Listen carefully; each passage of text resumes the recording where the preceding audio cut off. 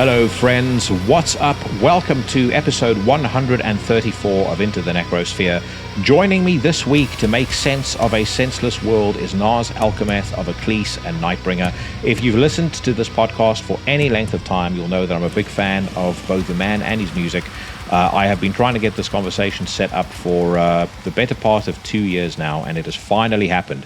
Not only did it happen, but we also set the record for the longest ever conversation recorded for Into the Necrosphere. You have got a full and robust 2 hours and 30 minutes coming your way, and we covered a host of topics, including his music.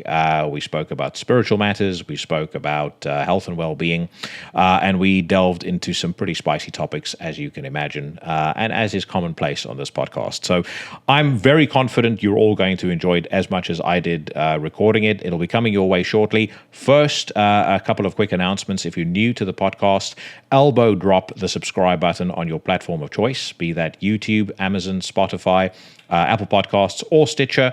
If you want to check out some Into the Necrosphere merchandise, head over to the Teespring store, of which I'll post the link in the description to the podcast. And if you don't do so yet, follow me on social media. I'm on Instagram, Facebook, and Twitter. Finally, when you get to the end of this episode and you feel yourself anguished, depressed, and sad because you think, how am I supposed to survive a whole week without another installment of Into the Necrosphere? Then check out my brother podcasts, Everything Went Black, Necromaniacs, Horrible 666, and Iblis Manifestations, which will do a superb job of tiding you over for the week. Thanks very much for checking out the podcast. Hope you guys enjoy this episode. Without further ado, I would like to welcome for the first time, definitely not the last time, Naas Alcameth of Akhlys and Nightbringer.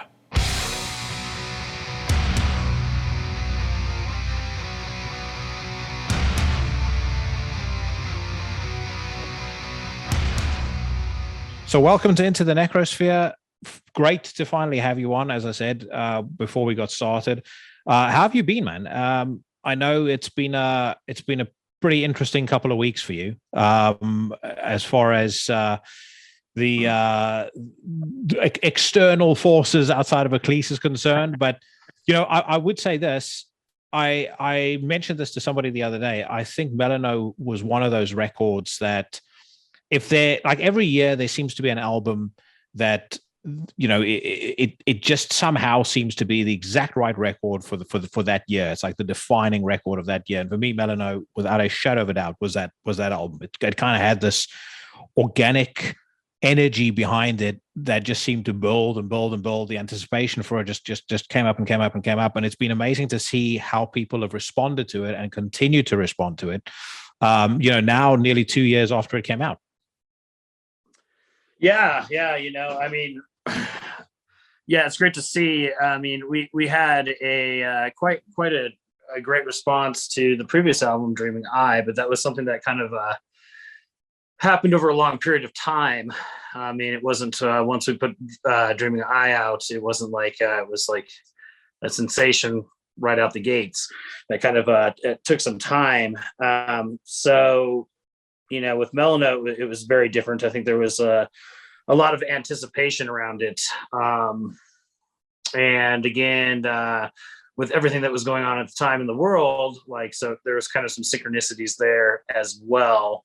And yeah, once the album was released, I couldn't have had ever guessed that it would get the reaction it did. I mean, to a degree, in my mind, of course it's hard being on the inside, trying to evaluate these things. But I felt that it was something special after doing this for, 20 years, plus.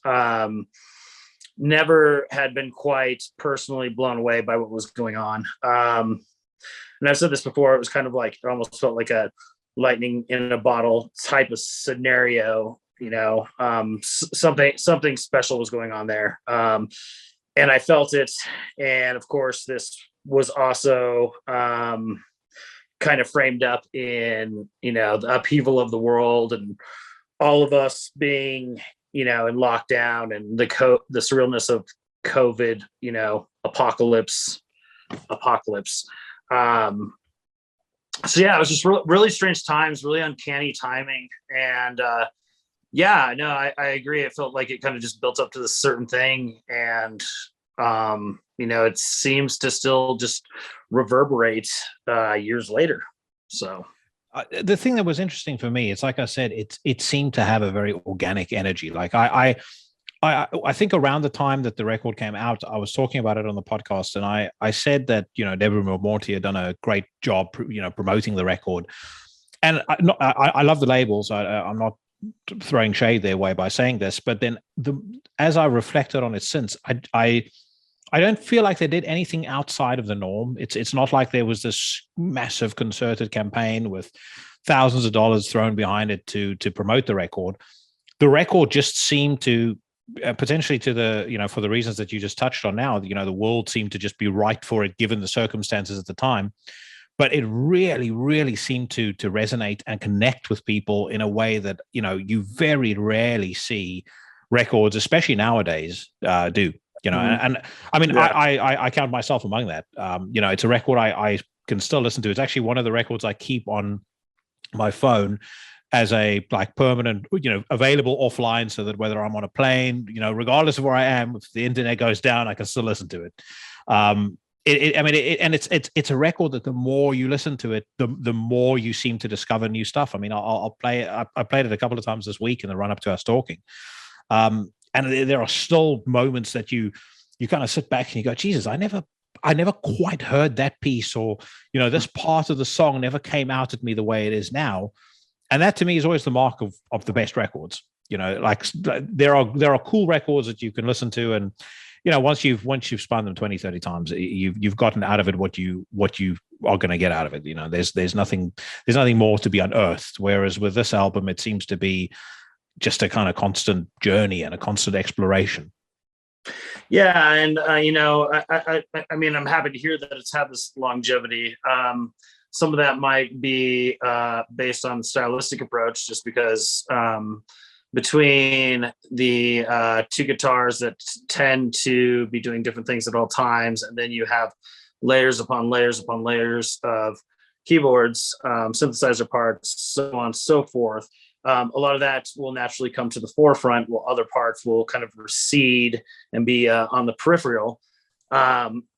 It makes me think of, some of the albums that I feel are timeless, the ones that are really important to me, like looking at something like Emperor's Nightside Eclipse, where, you can give it, even 100 spins and, maybe step away for a minute, you come back, and then you realize like there's something else going on that you didn't quite catch right away because it wasn't at the forefront. There are these specific dynamics, or even the mind has a tendency to latch on to stuff like leads, the stuff that is be not in the foreground so much.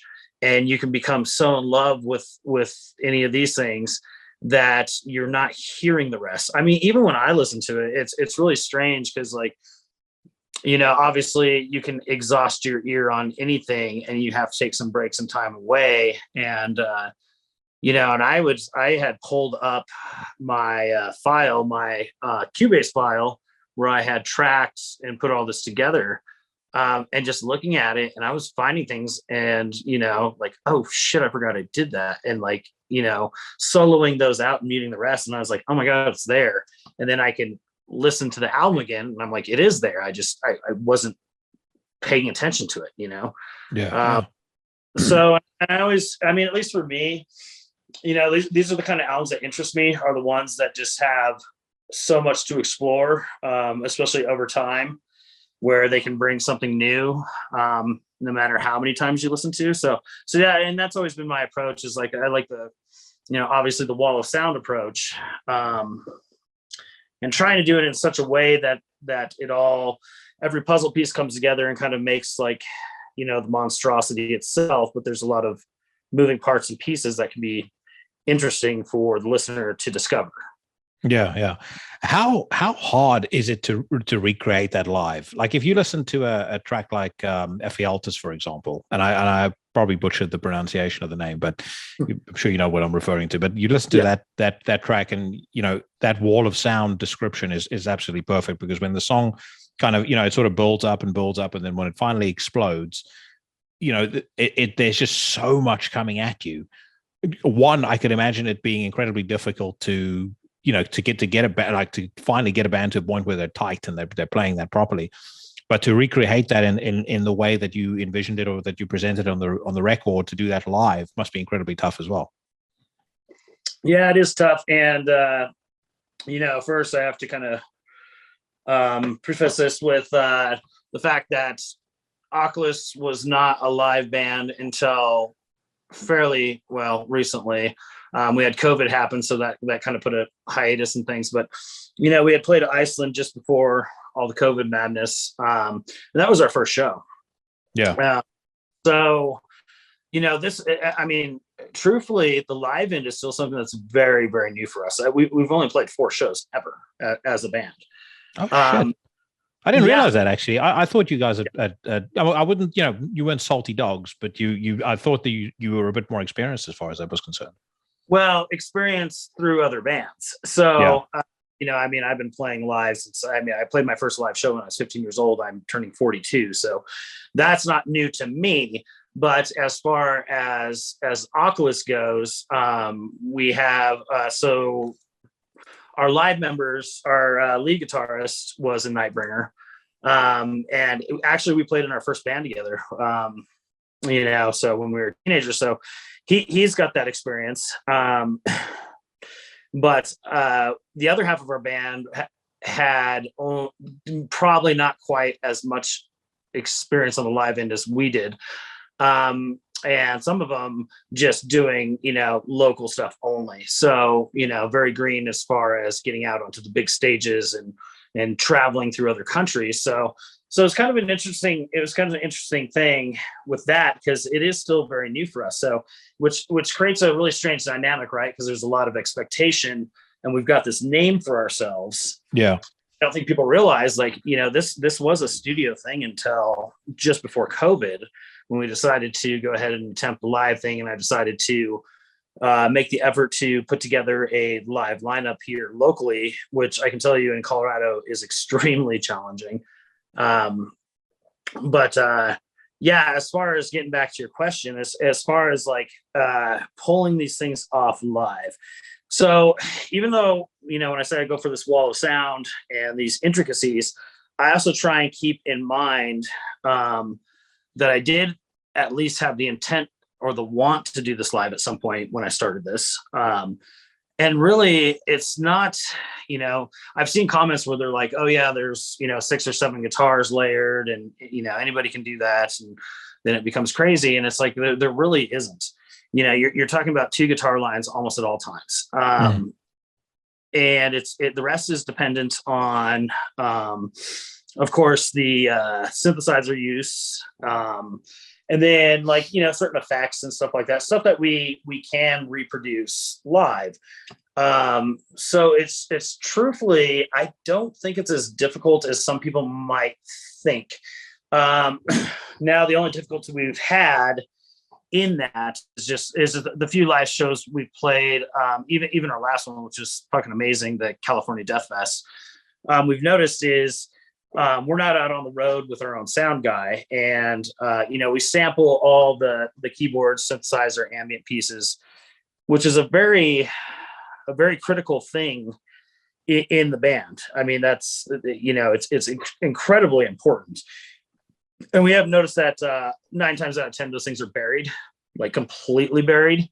Yeah. So the main thing that we're hoping to address moving forward, the shows were still killer, but you are missing that element. You can watch the YouTube videos and realize the samples are there, the intros are there, and then we kick into it, and all of a sudden you've lost all the keyboards because they're just being buried by what we're playing. And that's something simple enough to address with the sound guy. Be like, hey, but that's also the importance of having someone, which we'd like to do eventually, a dedicated sound guy that knows your shit, so. Yeah. But outside of that, no, I really don't think it's that difficult to reproduce live. I think that I compose these things in a clever way, knowing that it could be recreated. Yeah. What made you decide to start playing live? I mean, given the the origin of the project as a studio project? Well, it's just, it's just kind of, I was missing doing that. I was missing going out. One of the things I was really missing over the years was playing guitar live. Because even in Nightbringer, even though I wrote quite a bit of the material for Nightbringer. Nightbringer is more of a collective, but I wrote quite a bit of the material for Nightbringer. Nightbringer live, I just did vocals. I never played guitar. Now, bands before that, like my old death metal band Excommunion, I always play guitar, and then my bands in high school, I always play guitar, and it was kind of just missing that because it's a very different feeling, on stage. And I do love, I'll always love doing vocals, and it's nice to be able to just like focus on one thing and give it your all. But at least for me personally, I've always felt like I wasn't quite swept away in the moment as much as I am when I am playing guitar, when I'm doing that. And so I wanted to get back to that. And it was also kind of a thing to prove to myself that I could do this. And, with Nightbringer, that became my live outlet. But it was extremely difficult because in our later years, we had members from multiple different countries. I think we had 6 members with, like, at one point it was all 6 were in different countries. So that's logistically problematic. And it means that we couldn't play as much. B, it meant that we weren't doing the, get together locally, practice once a week, which I find so much value in that too, Oh yeah. Doing things. Absolutely. And also with something like Nightbringer, which is not the easiest stuff to play, when you don't have that kind of organic deal going behind the scenes with, your standard band that gets together and just plays all the time, you start to realize that this is getting more and more challenging because it demands that. It really does demand that. And getting together and playing for a handful of shows right before you take off on a tour or go play a major fest is never a good idea. And we played amazing shows. We played great shows, and we played great fests with Nightbringer. But I started to kind of come to these realizations, like, you got to do things all the way. It was like, and that's what I realized with Akhlys, and especially getting older, it was like, these are things I've done and I've experienced, but like, I felt like it had more potential and more potential to take it further. But it was like, and especially with getting older and having, family and careers and things like that, it gets more difficult to do. So it's kind of like, if we're going to do it, we need to do it now. And it needs to be 100%. It needs to be done correctly. So I was like, it has to be local. Has to be local guys, And at this point, I have such a vast network of other artists all over the world, which is great to have, but that's not what I'm looking for this. I want right now we're practicing twice a week. And having that, then you just have that confidence and that ability to be able to stand on stage without a single doubt in your mind and, have it be absolutely ferocious. Get to it without thinking, hey, we only practice this amount of times. I hope I don't fuck up this one difficult piece or whatever it is. Now, the thing is, I think also when you're practicing together that often, then a lot of the other elements of the live show start coming together as well. Because I've seen video clips of you guys play live. I love the visual aesthetic, and I'm a big fan of that anyway. I think that anybody that is there are bands that can pull off the jeans, Nikes and the t-shirt look. That's fine, and like I said, some bands are great at doing that. But I do feel, especially with black metal, when it comes to live, the elite of the elite bands that you see and you're blown away by every time are bands like Mayhem, that have a degree of production and that have a vibe. There's something going on there that's different to just, a couple of people in fucking sports shoes and, band t-shirts. So I like what I'm seeing there as well. I would imagine that's something that's, kind of still in its infancy and that you're busy developing. Yeah, and it's and I come from the same stance as you do, and I think that maybe maybe it's, coming from, listening to black metal in the 90s, like this is what, as a teenager, this is what really stood out for me from other kinds of metal or even other kinds of music, is like it's kind of a whole entire presentation, Yeah. And when these bands do it right, they're like aesthetically reflecting the spirit of what that band is. You can get counter arguments to it about things being over theatrical, and that does exist. I think as long as you approach it in a way that's genuine to the spirit of the music, that you're off to a good start there. Now, as years go on and on and on, and reaching this point, you kind of start looking at the other end of things, like, are you going to be another band that throws on corpse paint? Are you going to be another band that throws on a cloak and hood? And I've done all these things, and I'm not things. I love the traditions of black metal, and I always will. But sometimes there comes a point, especially with the newer bands, whether the people have been around forever or ever, or if they're young kids, where it's kind of like, is this being exhausted at some point? What does it mean? Does it still resonate? Does it, for me, does it mean anything? Watching Marduk get on stage and put on corpse paint, for me, it is a different thing. That's amazing, because it's fucking Marduk, and they've been doing it forever. They're sticking to their fucking guns. I was also about to say that they have a very specific vibe when they do it. Like they're a great example of a band who doesn't need to do an awful lot to create an incredible atmosphere when they play live. They've got those, they've got the sort of ambient sounds and stuff in between songs. Mortus is, again, elite of the elite as far as frontmen are concerned. Absolutely. But they absolutely, I 100% agree with you. They absolutely pull it off. Whereas, you can go to, a lot of bands, even bands like Immortal at their peak. It was funny, but it was never convincing. Like I've always felt like what separates for me the greatest bands from bands that I like or that I have a passing interest in, I need to feel convinced by what I'm seeing on stage. Like absolutely. I never want somebody to break the third wall. Like it's almost like in, Cheyenne and I share an interest in professional wrestling. Professional wrestling, everyone knows it's a lot of it is bullshit and it's fake. But sure, no one would get into any of it. Or actually take a movie, right? I literally, before I came onto this, I just finished watching The Northman. Now, if every 5 minutes the lead actor in the movie turned to the camera and said, "Listen, just by the way, so this is all an act," and then he goes on to the next thing, it would ruin your enjoyment of the film. It's exactly the same with a live show. I don't want to be reminded that when you're off stage, you're a reasonably well-adjusted, normal human being. I want that craziness. I want to be pulled into something that is completely different to, anything ordinary that I might experience in my day-to-day life. Yeah. And I think, very telling, we brought up Immortal. Even when I was very young, when I was a teenager, I was like you. It didn't convince me. Yeah, it didn't convince me. Whereas other bands did. Like seeing like the Call of the Winter Moon and the audio, those kind of things. I just wasn't. And it wasn't that I didn't like their music. I just was quickly disinterested, because then it was kind of almost like a Cradle of Filth theatrics.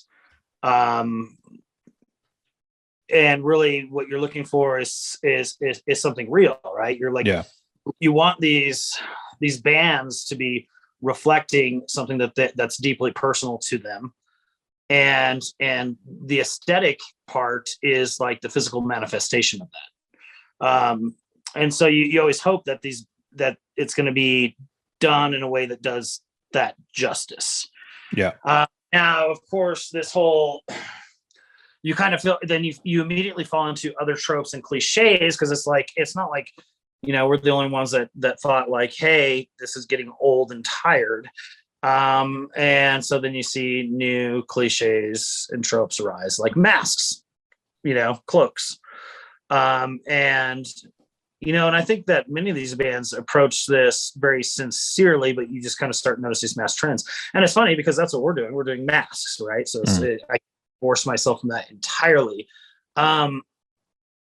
but the way I viewed it is I had this whole concept in mind, like based on the idea of ritual masks and like ritual fetish masks. Now, fetish here not in a sexual context, in a magical context. And then the afterthought came to me after that, like, you know, this is a trope. This is a cliche. But when an idea starts with a pure intent and pure inspiration, that's when I think it's okay to ignore those other things. Those are afterthoughts, and trust in that if I do this sincerely, it will stand out. It will relay what it was supposed to relay. Don't worry about if everyone else starts putting on fucking masks or whatever it is. So that's kind of my approach to that. And yeah, it is something that we're still developing. It was kind of funny because if you look at the photos in Melanoe, I had designed those masks I had designed those masks and then sent them to our mask maker, this guy James from the UK, who does just absolutely fucking amazing work. And then he kind of gave his feedback. We went back and forth on, you know, how we could make this all work. And if you look at the photos in Melanoe, like the masks are quite a bit different from what you'll see us wearing on stage. And I had realized that these masks like maybe weren't the original ones, which is exactly the idea that I was going for. And then trying to practice in these, I was like, this is not so practical. I was literally doing comical things like knocking the microphone off its stand with the nose of the mask, you know, so it wasn't designed with, you know, live performance in mind. So we had to kind of also rethink some of that, and with James's help, redesign those and make them a little more practical, you know, for a live setting, but still keep the same idea and the same intent, you know? Yeah. And there's stuff that I guess you need to think about as well, like, you know, how you're going to breathe in the mask. If you're going to be, you know, running short of breath because your oxygen is restricted, it's not exactly going to help your vocals. So I guess there's stuff like that as well. Who else has James done masks for, just out of interest? I don't know if he's done any for any black metal bands. I think we were the first one that contacted him. I kind of met him randomly, just through internet searches, and just saw the work he was doing. And I was really interested with him specifically because he also is invested in the occult. B, his whole approach is he's obsessed with making these things in like kind of a traditional old timey way. Like he only uses, you know, natural materials. He makes his own glue. He makes his own dyes. You know, he forges on the masks where he uses metal. He forges the metal himself, hand forges it. So these kind of things are very important to me. You know, this, you know, it shows that like, you know, his blood and his heart goes into these works. And he was just so excited when I was sharing my ideas of like, you know, this is kind of what I'm going for. I don't know since if he's picked any bands have latched on to that, but for anyone that's interested, his I believe it's an Etsy shop, and he has a Facebook. It's called Empirics Emporium, and this is all he does. He makes just incredibly elaborate masks out of like, you know, real human teeth, leather, you know, animal bones, animal horns, those kind of things. So yeah. I think just getting back to the what you mentioned about live, I think you highlighted the word I think that separates, again, the greats from the goods: authenticity. You know, and I think to your point about there's a lot of bands now who wear masks well, you know, have cloaks or have, you know, wear their hoodies over their heads, you know, do stuff like that.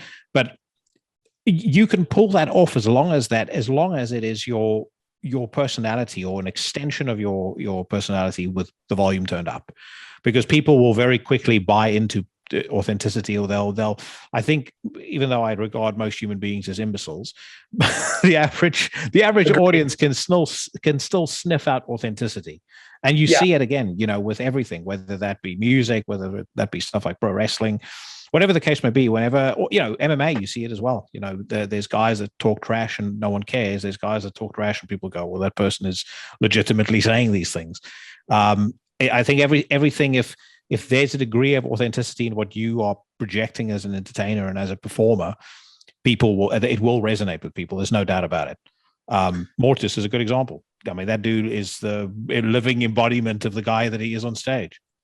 Oh, absolutely. And speaking of Mortis, he's also one of the biggest influences for me as far as vocals. The lower vocals I do,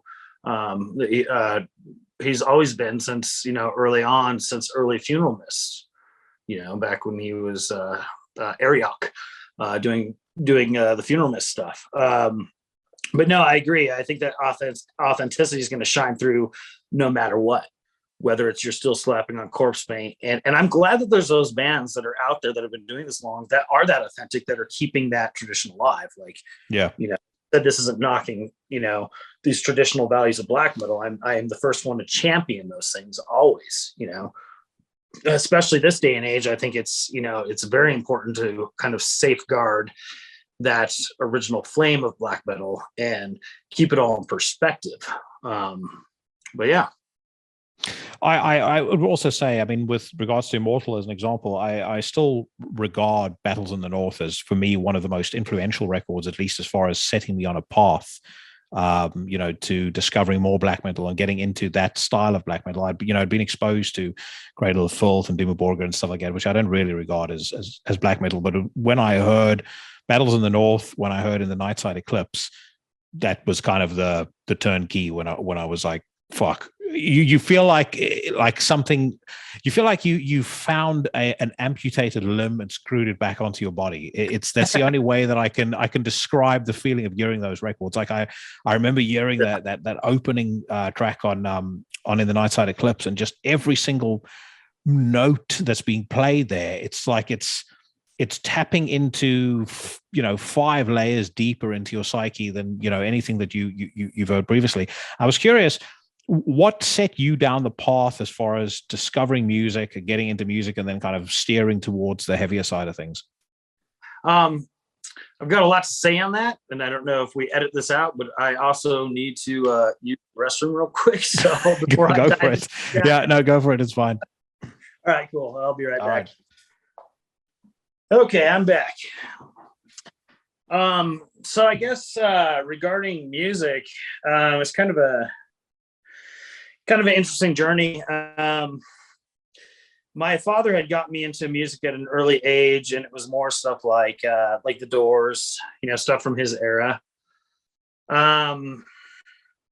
He had, interesting enough, so this is my elementary years, like closer to like maybe 5th grade or so. He had discovered Guns N' Roses, but kind of like not really. It was there was some Clint Eastwood movie that had Welcome to the Jungle around that era. I think that was the Deadpool. Yes, which is a fucking great movie, by the way, and has one of the best quotes that Clint Eastwood ever did, which is I think he's in like a Chinese restaurant or something, and this guy just robbed the restaurant and he's about to leave, and Clint yells out to him, "Hey, you forgot to read your fortune cookie." The guy turns around and looks, and he takes the paper out of the fortune cookie and looks up at him. He says, "Shit out of luck." He's gone out and mows the guy down. I just had to mention that, but yeah, it's in Deadpool for sure. Very 80s, right? Very 80s. Oh, fuck yes, yeah. But yeah, so he had heard this song, my father, without being familiar. And kudos to my father for thinking that was cool to begin with, but so, and then back in the day, they had this deal here in America where it was like a penny a day CD club bullshit. And so he had ordered Appetite. That was those Columbia House. Yeah, exactly. Yeah. I used to see that advertised in Thrasher and all the shit magazines that I was getting back in South Africa. Yeah. And I was like, man, it'd be so cool. We just can't get in South Africa. I used to think it's the biggest bargain on the face of the earth. But anyway.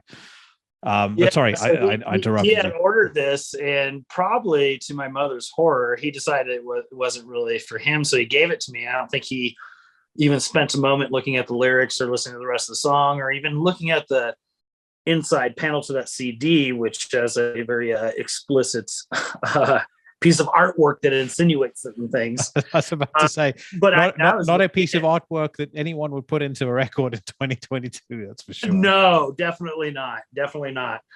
And so that was probably my first love, was Guns N' Roses. And just, there was a certain like kind of fuck you rebellious spirit about it that I loved at an early age. And then from there, it was Metallica. It was directly after was Metallica. Once I heard Metallica, it was like, I wanted a guitar.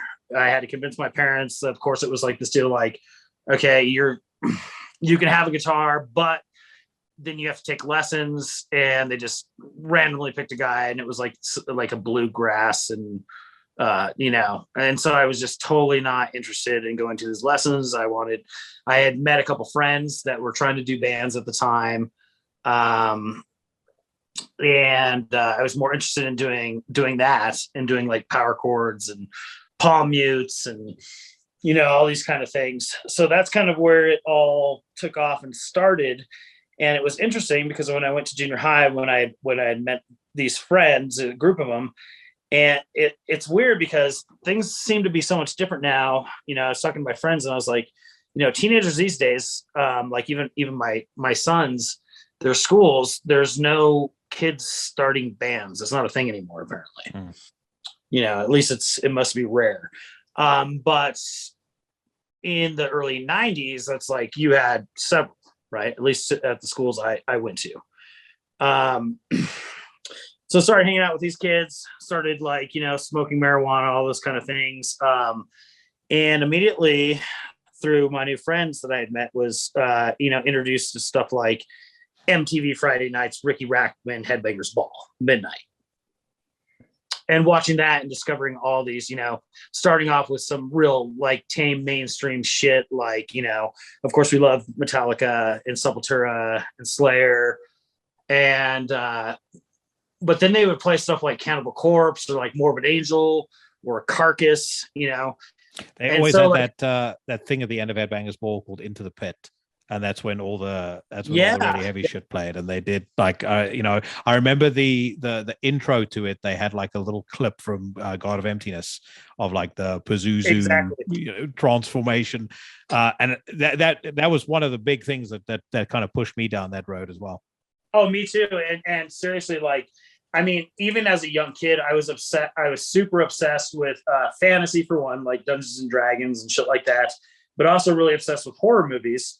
And seeing on Headbangers Ball, seeing God of Emptiness, seeing that video, the transformation, like you spoke of, into the bat demon thing, the monks and I remember I'd met all these kids that ended up becoming my good circle of friends that I went down the whole musical thing with in those early years, started our first bands.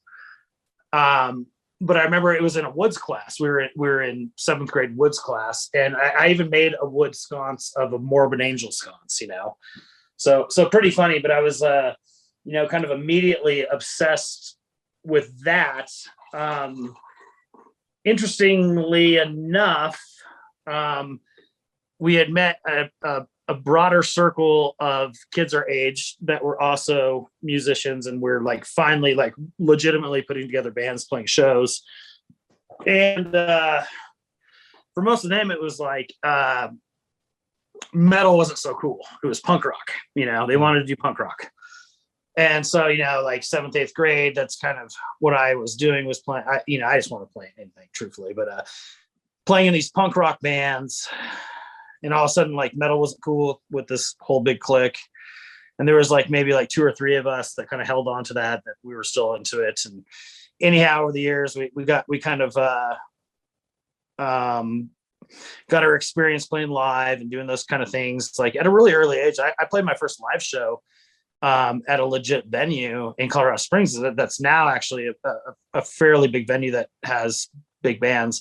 But back in the day, it was called Pure Energy. And I did that when I was 15 years old. I played my very first show at 15 and kind of continued down. Well, this circle of friends went one direction. And then as I was getting older, going into high school, I had like my one or two friends, and we got into black metal and we got into all these things and kind of just parted ways. I dropped out of my bands, decided I was starting my own shit, and had some stumbling around that.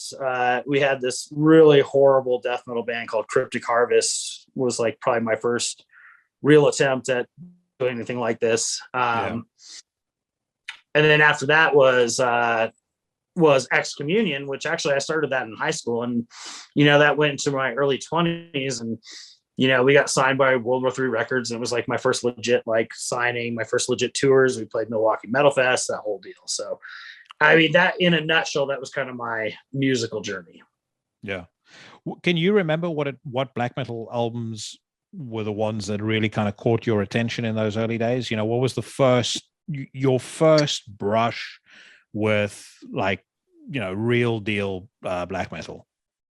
Well, it was funny because through these, my like kind of punk rock friends, and like a lot of them were like, some of them were rougher individuals, kind of like crusties and shit like that. But, I must have been like 14, 15 years old. And a buddy of mine that I played with was like, telling me about these bands from Norway, telling me about black metal before I actually had heard black metal. And, of course, telling me all the stories, but of course they're all mixed up and, but about brain eating and murder and, churches being burnt. And of course I had to hear this now. But yeah. for me, the first that I heard, that truthfully, and I don't even know if we'd count this, like I was taking a bus to school and I would stop because I'd have time to kill. And I'd stop at this place called Recycled Records, which was just a used record store. And they had an angry music section, and it was like used tapes. And I just buy shit out of there just based on what it looked like, just random shit, like old school shit, like Benediction and Gorefest. And like, I knew nothing about these bands. I just buy them. I guess maybe the first that might count would be Necrophobic Nocturnal Silence. I had purchased which that. It's adjacent to. That's what, yeah. And in my mind, although it's very dissection-y in parts, but in my mind then at that time, I mean, like I said, I must have probably been about 15 years old. It was still death metal to me, but quickly after that, my friend started getting into this more, and he played me Emperor. He played me in the Nightside Eclipse. And it was kind of funny because he knew, like, I always had this love for fantasy, for like, fantasy novels, Tolkien, Dungeons and Dragons, those kind of things as a kid. So he's like, you're going to fucking love this. They got keyboards and they sing about wizards, So like, I'm already fully on board. I'm like, yeah, let's hear this. Yeah. Once I heard it, I was fucking blown away by it. I was absolutely blown away by it. And this is back in the day where, like, you go to a friend's house, they have a CD that they bought. You like it, you sit there and you fucking dub it onto a cassette tape, right? And then listen to it on the fucking bus going to school and back. And that's what I did. And immediately, went out to purchase this album, and wasn't able to find it locally, but what I did find was the Emperor and Slave Split. So that was actually the first one that I had technically owned.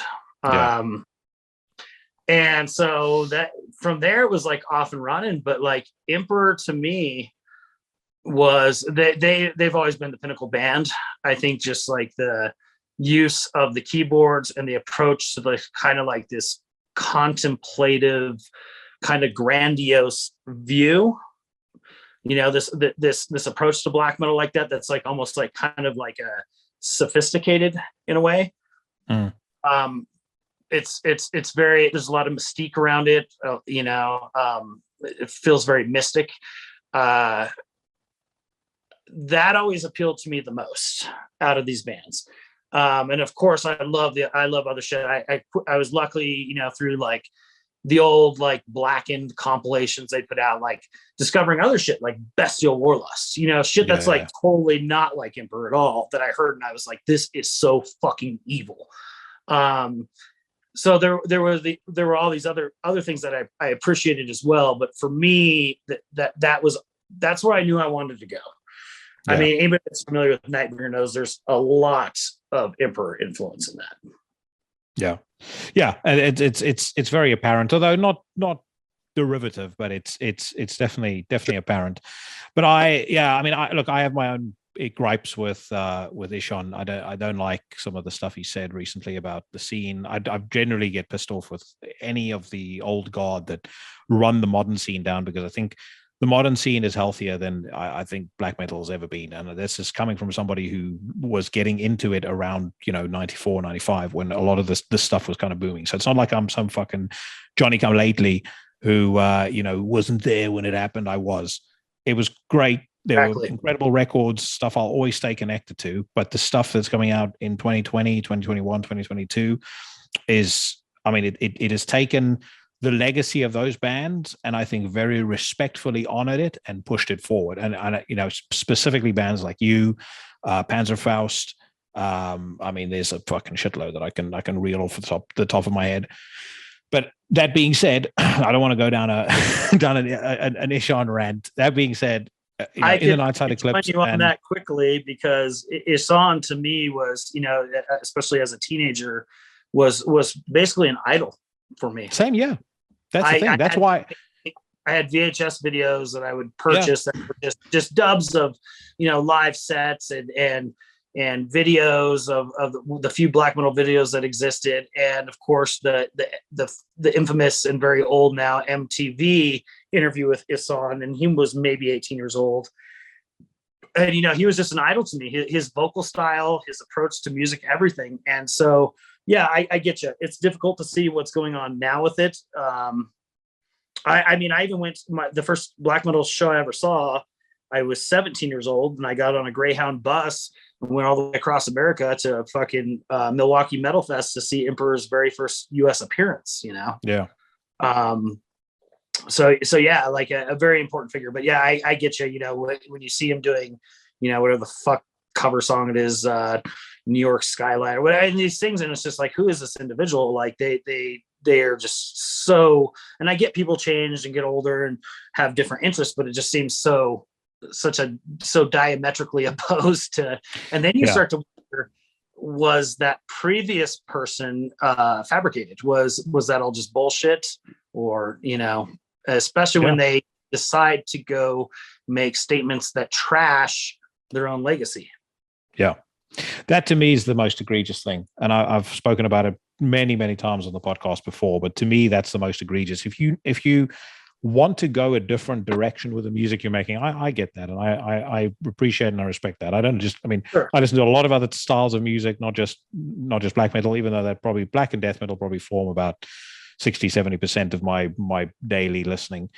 But then don't run down bands that are working extraordinarily hard, both in terms of the effort that they put in, but also creatively, to honor your legacy, because a lot of bands got into that style of music because of you. And he's not the only one. Nocturno Culto is the stuff he said is, he's a scumbag as far as I'm concerned.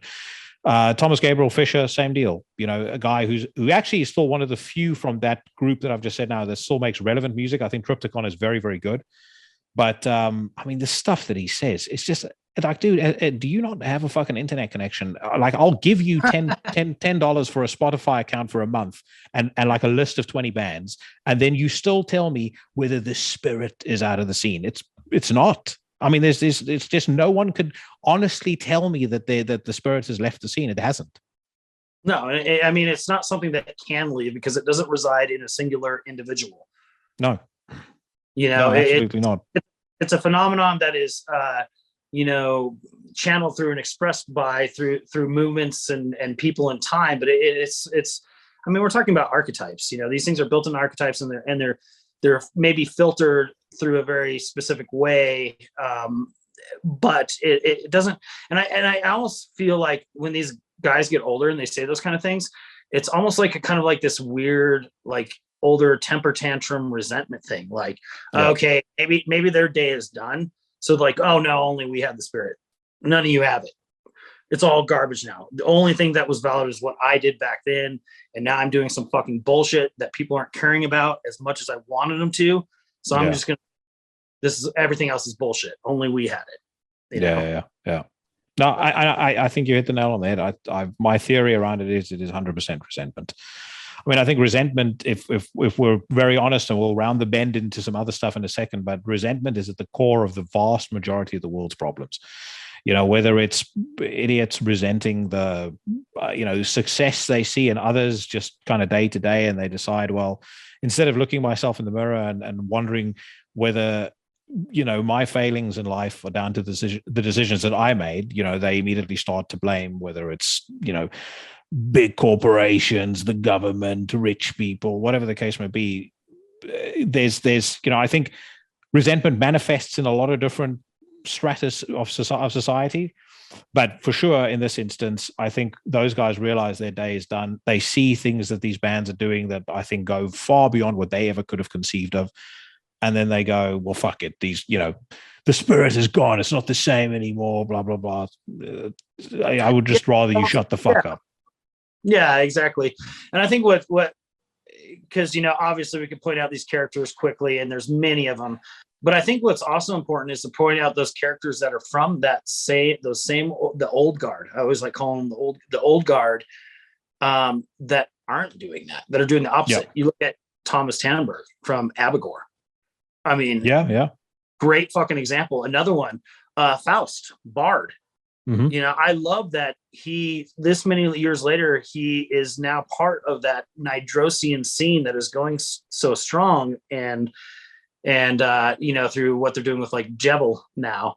It's great to see the original Emperor drummer, that he's diehard about true Norwegian black metal.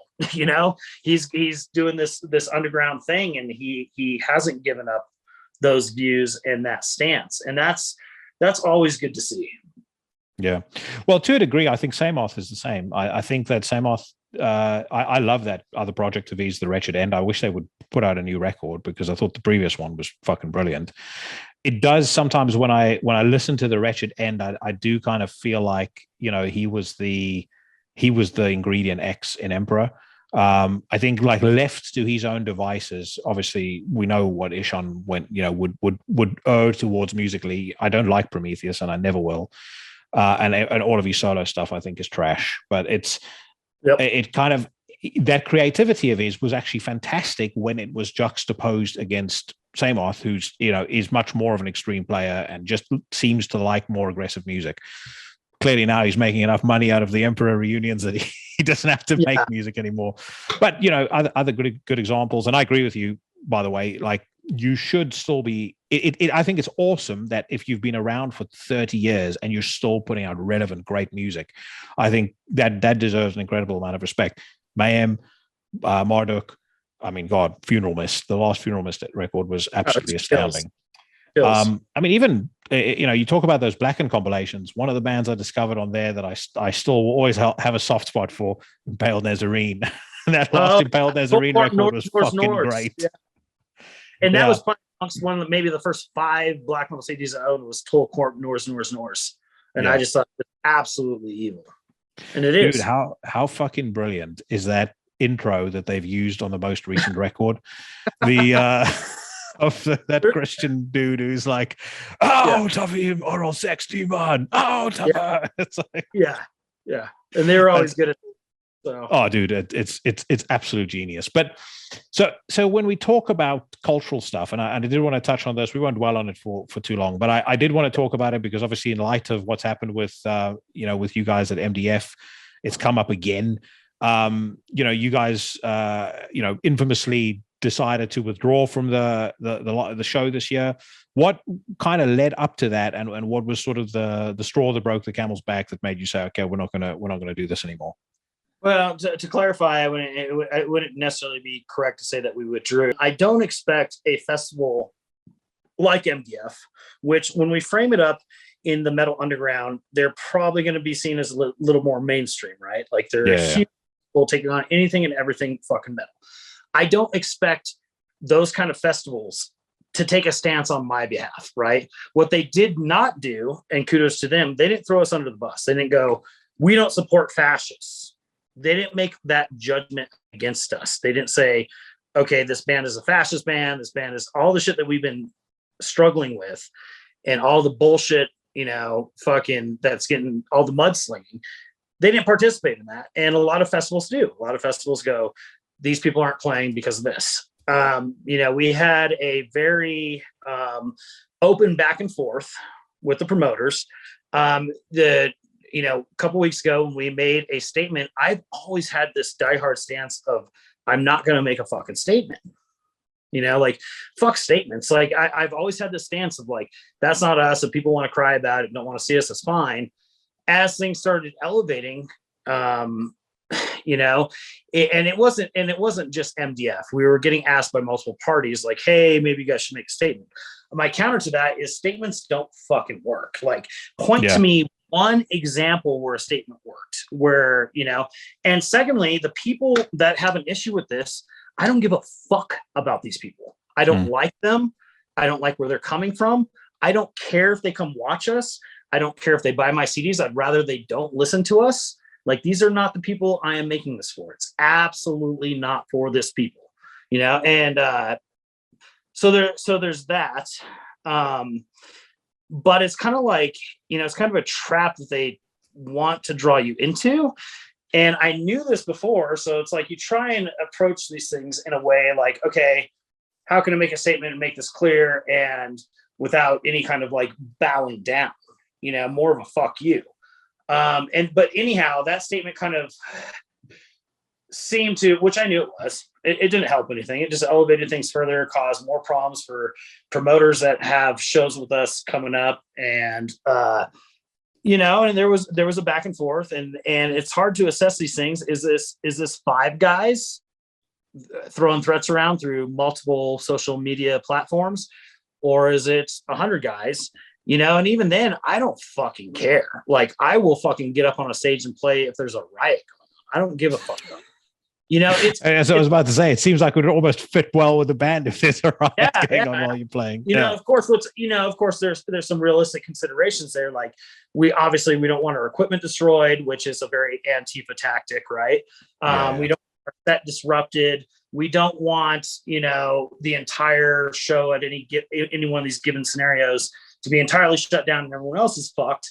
But you can't stand down either. Like, and I'm not going to. I it's just not where I come from.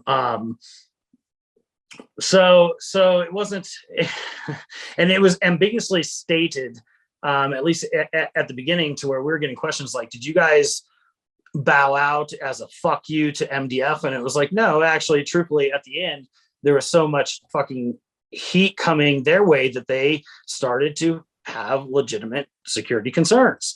I mean, and that's what it is. And I can say, hey, I will play even if they set your fucking venue on fire, but I can't expect them to be like, yeah, that's cool. We're cool with that too, But really what put things into perspective is I need to be more careful about how we're going to move forward.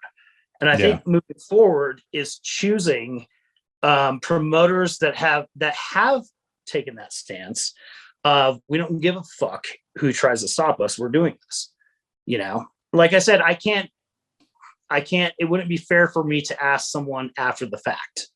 Yeah. They're just trying to, to do a metal mess. That's what they're trying to do. I was about to say, and I think that's a very balanced and a very fair approach to take. It's fair to the other bands. It's fair to the promoters. I mean, it looked like the fucking a cesspool of depravity from what I was picking up on Twitter. I mean, that fucking horrendous woman that was, video, jumping on, I don't know if it was her boyfriend's face, but I mean, that's worse than any horror movie I've ever seen. And then the dude that committed suicide and all the shit. And then I also saw there were an Antifa types, trolling Twitter to try and, gather up mobs to beat up anybody in wearing a t-shirt by a band they don't like, which I also thought was fucking insane. And I mean, you and I are exactly the same age. I'm 42 years old as well. I turned 42 in March. And sounds to me like we've been into this for roughly the same amount of time. Did you ever think that you would see a point where this self-censorship aspect or undercurrent in certain parts of the scene, because it's not the whole scene, it's actually a very extremely small minority of the scene, but this fucking pimple upon the anus of the metal community. I never thought that I would see anything like this. I never I got into the scene where the ideas are, the ideals of free speech and no censorship and all that sort of thing, where that prevailed, and yes, there's common sense laws around it, or not at least not laws, common sense rules we all abide by. I mean, no one is promoting fucking Screwdriver and Max Resist and crazy stupid bullshit like that. But for a band to basically just have people make crazy wild or draw crazy wild conclusions about them based on the ravings of a bunch of lunatics on the internet, and then for that to blow up to the degree that it has, and it's not just with you guys, it's with several other bands. I never ever thought that I would see that happen. It's fucking mind-blowing to me. It's like that, like you would expect that from anything else, but not the black metal scene, not the death metal scene. No, exactly. Well, and that's why it shows you that we've got a whole lot of tourists. Yeah. And that's what people are. They're fucking tourists. And it's really frustrating because to these people, the ones that have the loudest voices here, which you said are the minority, these are the ones that make sure to make the stupid laughy emoji. But everything they say is the equivalent of that laughy emoji. That's all they have to say about it. There's no articulation. There's no intelligence. It's all reactionary. And it's all for, pats on the fucking back, they're fucking, I've said this before, but the clamor, they want to also be part of that same clamor, that loud voice. And the louder it gets and the more momentum it gets, they misinterpret that as like some kind of sign that they're correct, or, and it just gets so quickly fucking absurd, and it's and to the point now that it's like, the same old tired fucking photos are passed around, or things taken out of context and all this shit, and it's like, it just gets so fucking old, and it's used as proof, and then you'll see like someone else makes this whole diatribe that they take one thing out of context, and then they'll add two things that are absolutely untrue, and then you'll see it years later as that's the proof, and that's the smoking gun, and then this continues and continues and continues, and and so it's so fucking ridiculous, and as far as the fucking this whole mobs trolling, we're gonna go the punch the Nazi in the face, and it's usually not fucking Nazi. I talked about this elsewhere before too. What does the word even fucking mean at this point? And with some of this shit, I think about these bands or these people that they're targeting, and then I look at the picture of these people, and I'm like, really? Good fucking luck. Good luck punching that individual in the face. You better have 40 people behind you. Yeah.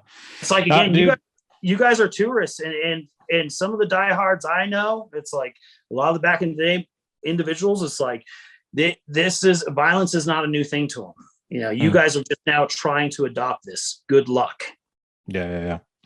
No, dude, I absolutely agree. I thought the most amusing thing when it comes to you, though, is it seemed that the big smoking gun in all the research that I did was he likes Jordan Peterson. Oh my God. Was like that was the big shock. There was one Twitter thread where somebody is like saying, going through his social media right now, these likes are very disturbing. Next tweet, and he likes Jordan Peterson. It is so absurd. It is seriously so absurd. I do. I like Jordan Peterson.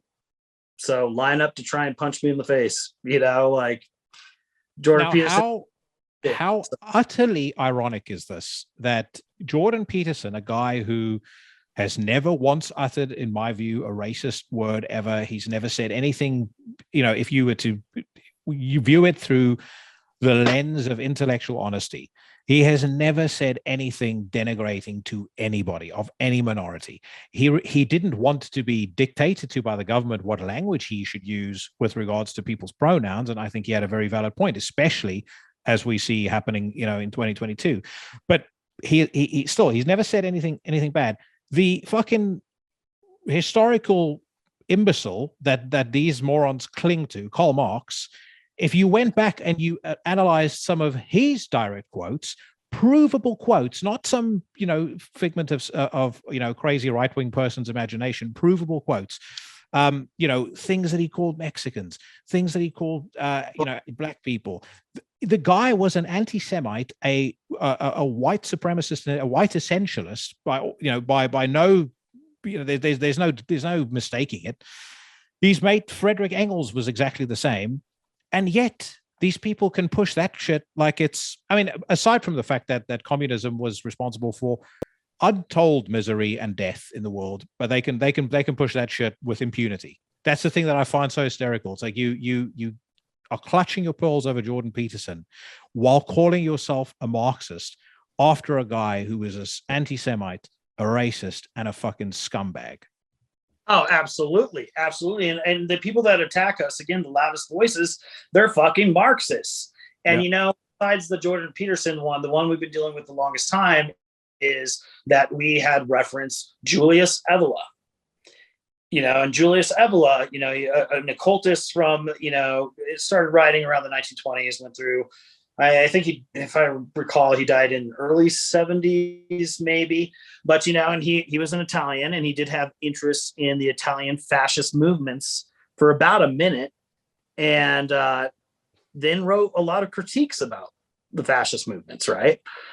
Same with people who are like, oh, he was a Nazi. He loved Germany and the Nazis. That he did not. That's not a correct analysis. And the Germany during that time, the Nazi regime had no love for Julius Evola. At one point, he could not enter Germany. Yeah. And then he wrote a quite scathing criticism of fascism. Well, then people will be like, well, he said he was a supra-fascist, so he's the most fascist. They're not understanding the term supra, above. He's saying it's not contained, it cannot be contained by any of these. And he determined that all these political movements in the end, in his older age, are not sufficient for what he was trying to find a return to the gods, a return to traditionalism, yada, yada. He gave up on all that shit. So it's funny because these people, they don't know any of this shit. They read a Wikipedia, or they saw that Steve Bannon quoted them, or whatever. And so I was about to say, as soon as Steve Bannon quoted them, straight away that goes on the list. That's when it happened. Did Steve Bannon like Jordan Peterson? On the list as well. No one gets fucking shit. We have been quoting Evola. We have referenced him since our very first interview, which is still online. And I think it's like 2005 with Nightbringer and Full Moon Productions. And we never heard a peep until Steve Bannon said something. Then everyone's like, oh, fucking these neo-Nazis, Well, so again, how many bands do they listen to that directly quote Aleister Crowley, and how much sketchy shit was in Aleister Crowley's past? Oh, totally. So but it's, it's just so ironic that, these people targeting us, especially over like, you can't fucking deny, like, you could use anyone else, and instead you use Julius Evola.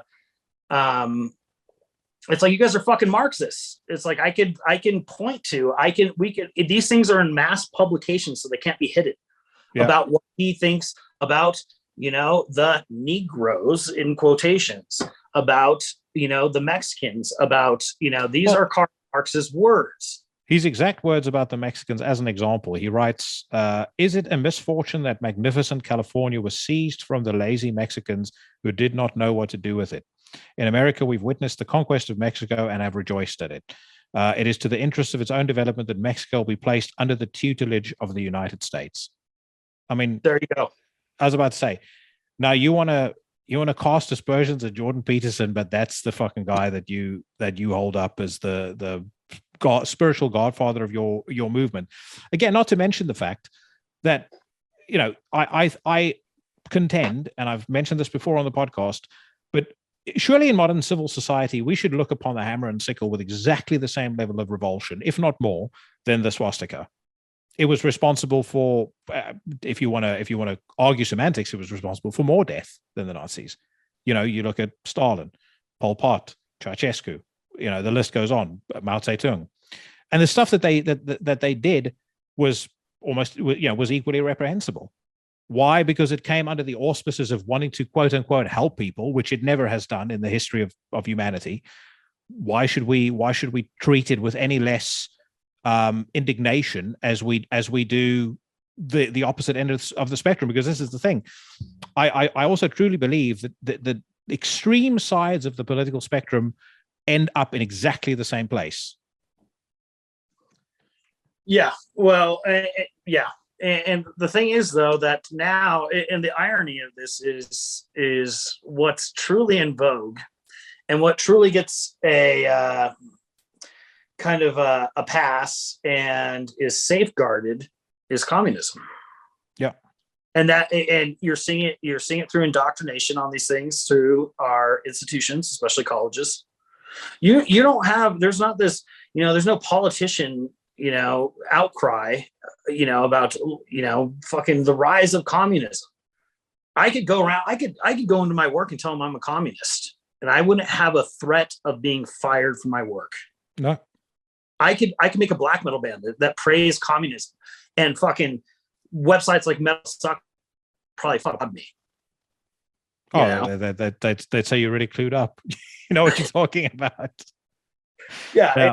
It's just, it's a fucking joke. It's all a joke. And at the end of the day, it's like, and I hate using these terms because I just get so ridiculed, but in the face of the concept, which I firmly believe in, the Kali Yuga, I firmly believe that this is where we're at, is there is no modern political mode that is sufficient to overturn any of this. None of it. What I do care about is our shit getting shut down. It's a bit frustrating. I care about the tactics. I'd almost rather these people actually show up and have a physical confrontation than what they actually do. What they actually do is sit boards and do a bunch of bullshit. I was about to say, which I think it ultimately is more insidious. It's more effective. It's a lot more effective, and they know that. They know that. So as a parent, because it's something that scares the bejesus out of me. I mean, you spoke about indoctrination at school, and I for all of my black metal listening, I'm not with my daughter's mother anymore. They live in a small little village in the countryside, and she attends a Christian school by all counts. And I check in with her frequently on this. She's 8 years old now. I'll ask her, what are they teaching you at school? If there's anything that they teach that's outside of what I want her to be taught, that's when she will start being homeschooled. But do you find it equally terrifying, the world our children are in, and as a parent, how difficult it is to kind of keep them in a place where they're going to be exposed to that no matter what? You kind of, I feel like my job is to impart the judgment to her so that she understands, so she can suss that out, rather than, it become a part of her life at any point. I don't even want her to go through a stage where any of this, is something that she embraces to any degree. Yeah, no, it's something that I, especially with my youngest, he's 12, dealing with these things, it's such mass confusion. And it's funny that you said that she went to a Christian school. I mean, my friends who are also parents were like, it's funny that we've come to this point, because we're like, I would rather put my kid in a Christian school. Yeah, I can deprogram the Christian shit later. Oh, that one's easy. It's all I was about to say, you listen to some black metal and then that'll be the end of it. It's all the other bullshit that you have to deal with.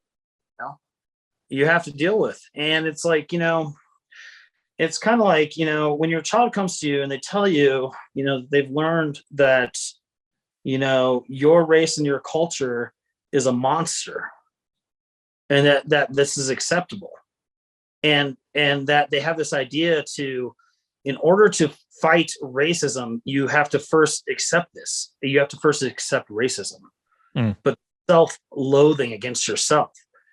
Well, there's a lot of things they're leaving out of these conversations, right?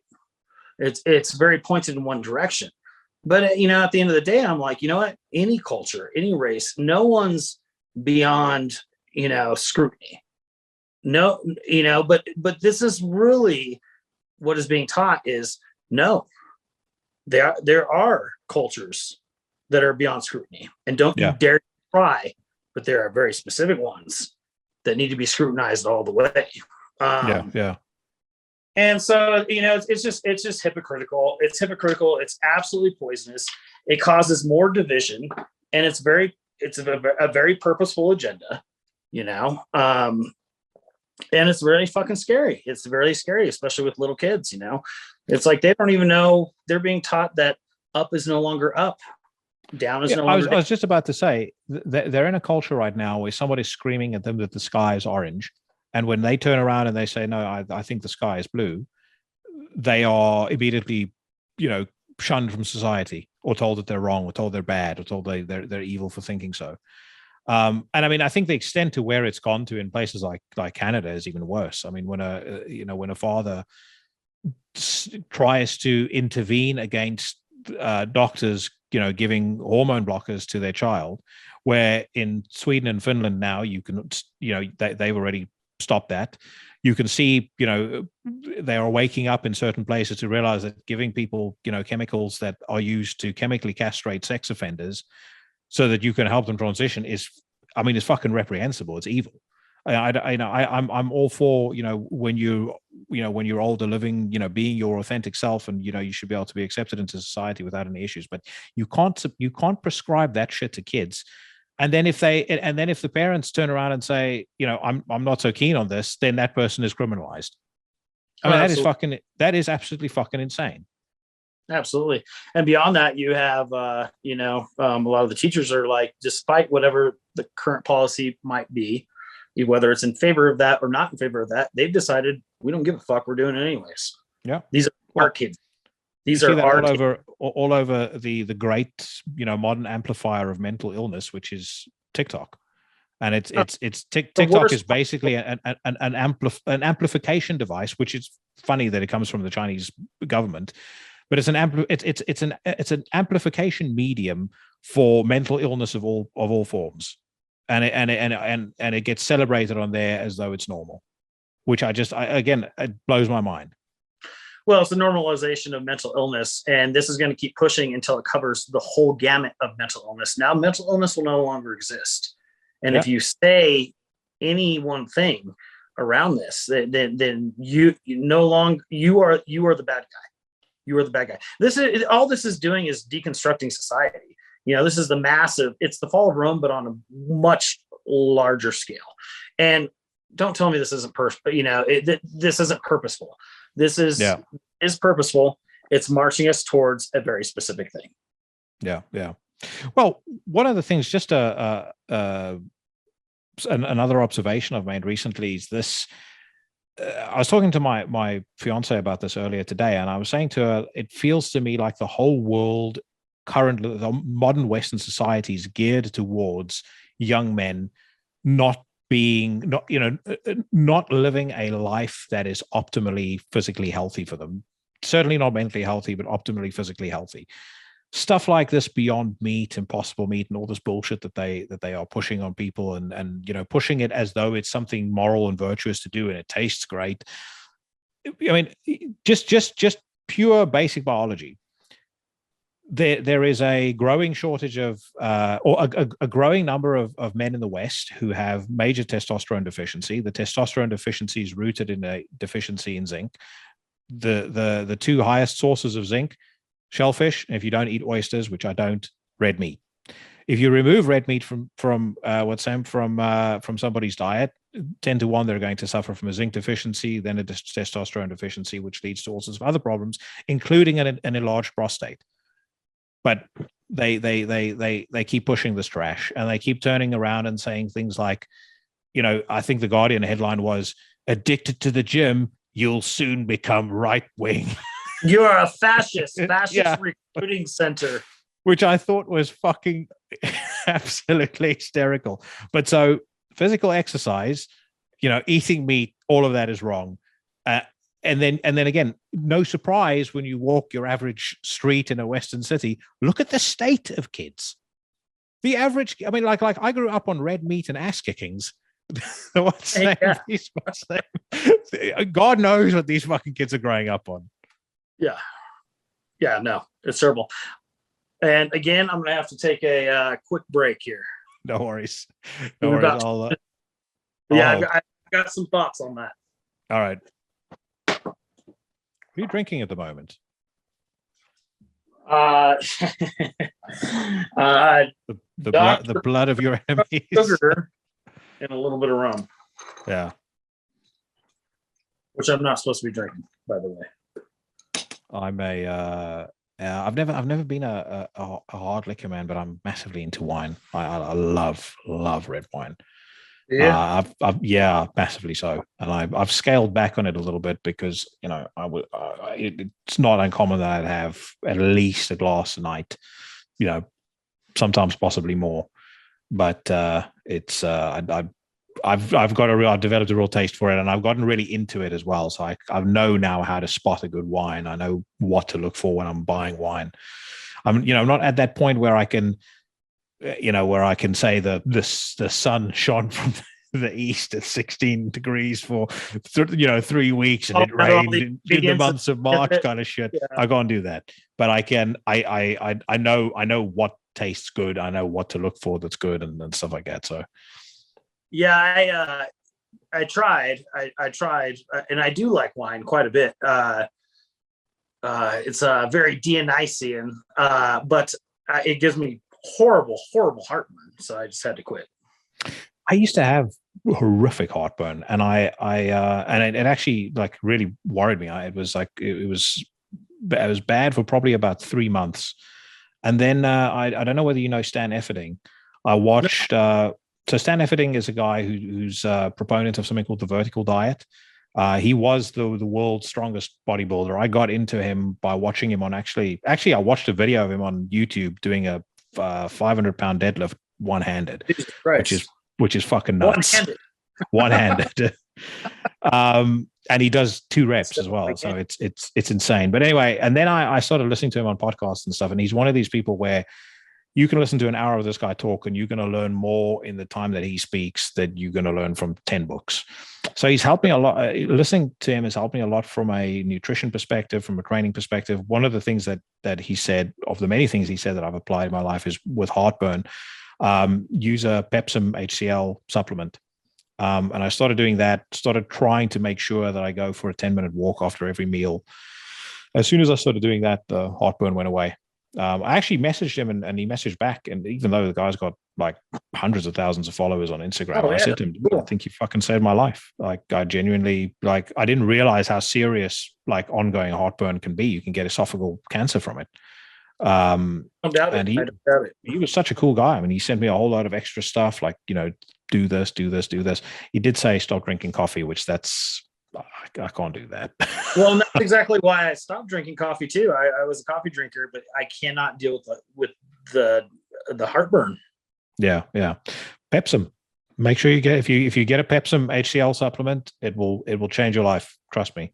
Yeah, so. It's well worth doing, and he's right with a lot of stuff. Whether it's it was because of him that I started adding more red meat to my diet. I mean, I've always loved red meat, but I had significantly more after listening to him. Started supplementing with vitamin D.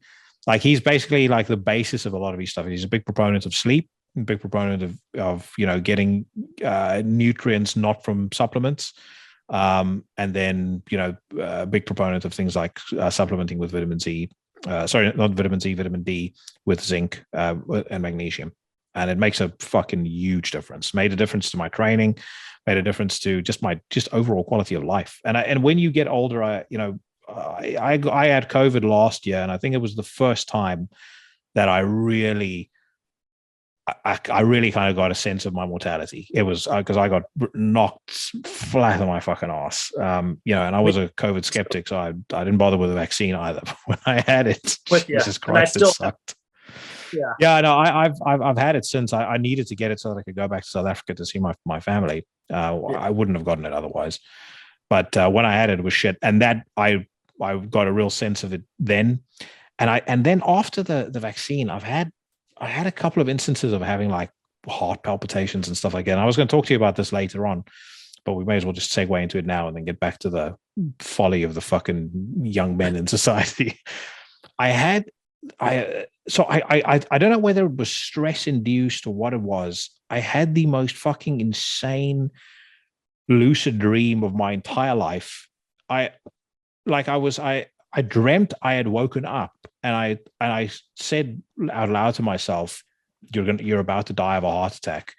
And it was like I sort of processed it in my head. It was like I saw my life flashing through my mind, made peace with the fact that I'm about to die. And then I reached over to my daughter, who was on a fold out next to, when she stays here, she's on a fold out next to our bed. I reached over to her and I put my hand on her, and I literally closed my eyes and I was like, I'm not going to wake up again. It is the most, and when I say it, I mean, I hope I'm doing it justice, but I mean, the gravity for me at that was, it's one of the most fucking terrifying things I've ever experienced in my entire life. As soon as that happened, I started taking I woke up the next morning. I could remember it very, very vividly. I was almost shocked that I was awake. And that's when I started taking my health very, very seriously, because that's when you like in my mind, to have made peace with the fact that I was going to die was the most fucking insane thing. It's liberating in a way, but it's absolutely terrifying as well. Well, I think that the making peace part, though, that's probably the most significant part of that dream. And dreams tend to do that. That's a liminal space where it allows you to let go of so many things and face certain things just head on without distraction. And what a great dream in the end, even though, it might have been terrifying. I mean, terror in dreams, and through that terror, the revelation of what comes out the other side is obviously very important to me and what I do. So yeah, that's really cool. And I've had similar dreams, and I have been a person that ever since, even as a small child, obsessed about death, to the point of probably developing, that probably helped me develop anxiety issues that led into my adult years. So yeah, I mean, I think that's significant.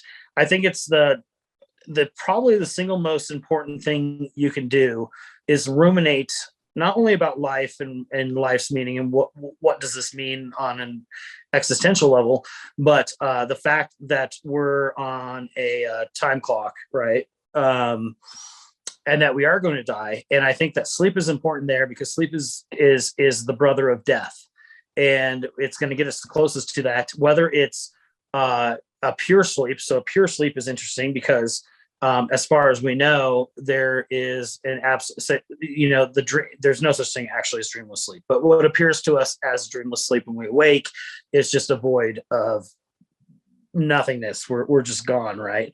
But underlining that is, do you ever feel like you're truly gone? No, most people do not.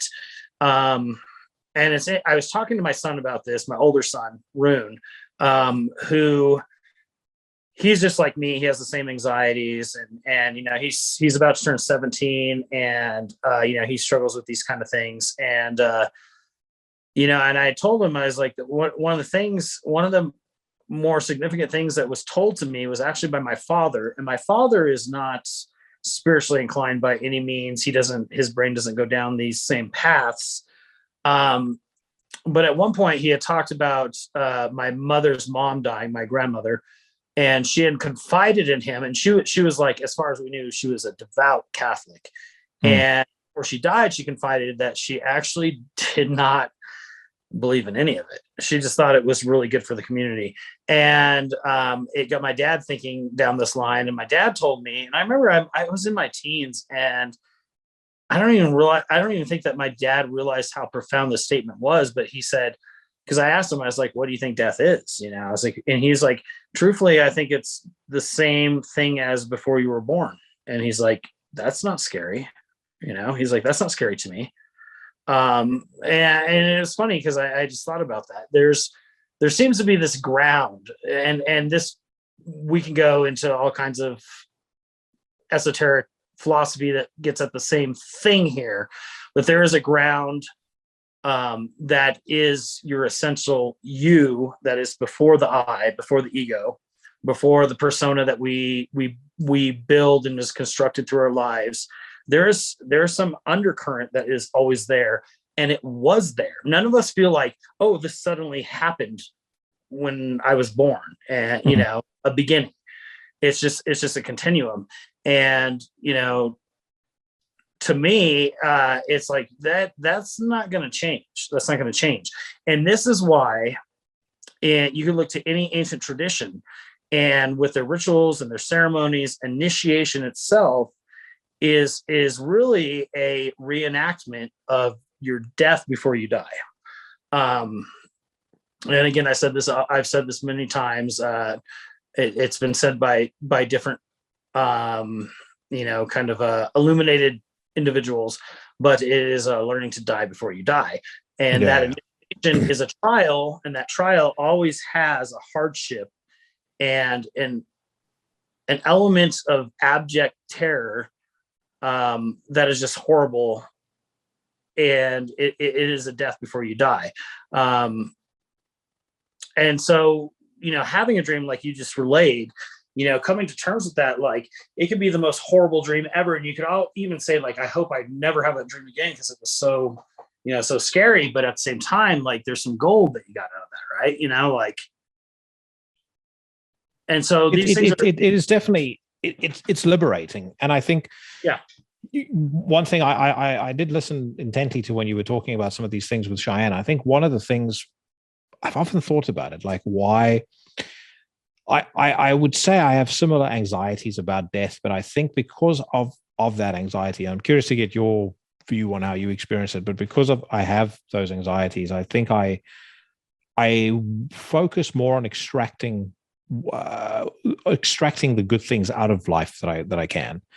And I think particularly when it comes to people, I appreciate and value the few people that that I do think are worth something. Which, like I said, most of the human race I don't care for, but the people that do mean something to me, whether it's my fiance, a friend, my daughter, my parents, I have intense value. Much, and probably not doing it justice by saying it that way, but I value every single second that I have with that person, or that I experience with that person. In the simplest example I can give, my dog, she has like clockwork at 5:30 every morning. She knows it's, I'm going to figure out a way to get on the bed with mommy and daddy. And, she's a fucking lummox. So she's she weighs probably a good, 45, 50 pounds. So when she jumps on the bed, every so often she'll jump on a full bladder, and it's painful. And for the split second I'm about to get furious, in my mind I suddenly think, there's going to be a time when you're going to wish that she could have done this again.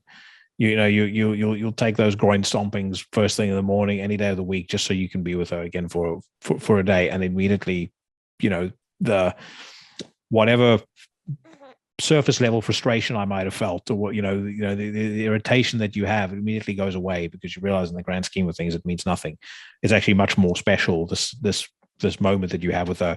And that's how I kind of experience it with people generally. I sometimes find it to be like, it's quite overwhelming sometimes, the way that you experience it. That sometimes I'll experience that with just a moment, like hearing a song, or hearing, being somewhere, seeing something.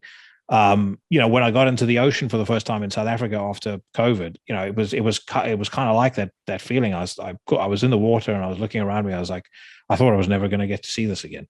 And it blows your mind. But I do feel, and I find this is a common thing with people that come from, that are in the metal scene, and that kind of got into the metal scene the way I think I did.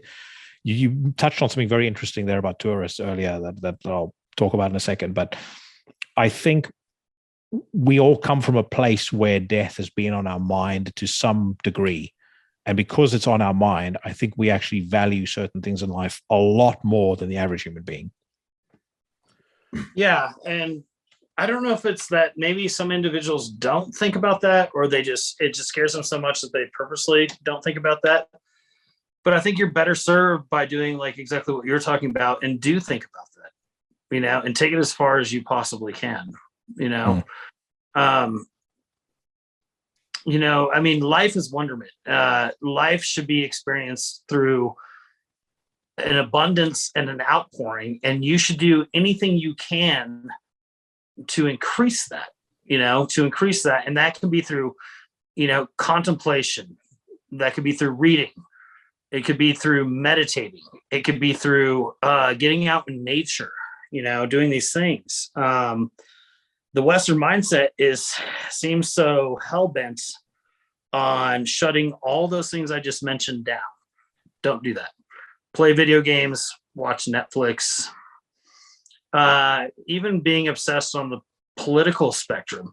I mean, I get that there are real problems and people feel passionate about these problems on either side of the spectrum. And I don't expect people to come to the place that I have come to, where it can seem from the outside like an extreme ambivalence because I'm a fucking bad person. I'm a piece of shit and I just don't care about the well-being of others. That's actually not true. That ambivalence comes from a higher place, and it is a very peaceful place, that this is all just fucking noise. It's all noise in the end, and there is something greater going on behind the scenes, and death will resolve that. It will. Now, at the same time, I think it's important to, be active, and the things that you do feel compelled towards or strongly towards, of course you should embrace them and follow them and yada yada. It's just we live in such a backwards age where, and now I'm kind of bringing it full circle to the original question, even stuff like being physically fit, that is, no one can really justly argue that that's not an embracing of the abundance of life. It is healthy. Beyond that, it has a metaphorical value of a challenge and a changing of the body, a changing of the mindset. These are things you should do. You shouldn't shy away from any kind of obstacle or hardship. I think you should take the opposite path. You should, just go forward and break through that, whatever it is. If there's something if you're bad at public speaking, make yourself do that, don't shy away from it. All these things, and we're just taught now. And I spoke about this at length. I don't want to rehash too much shit with the interview with Cheyenne, because it was already covered there, but it's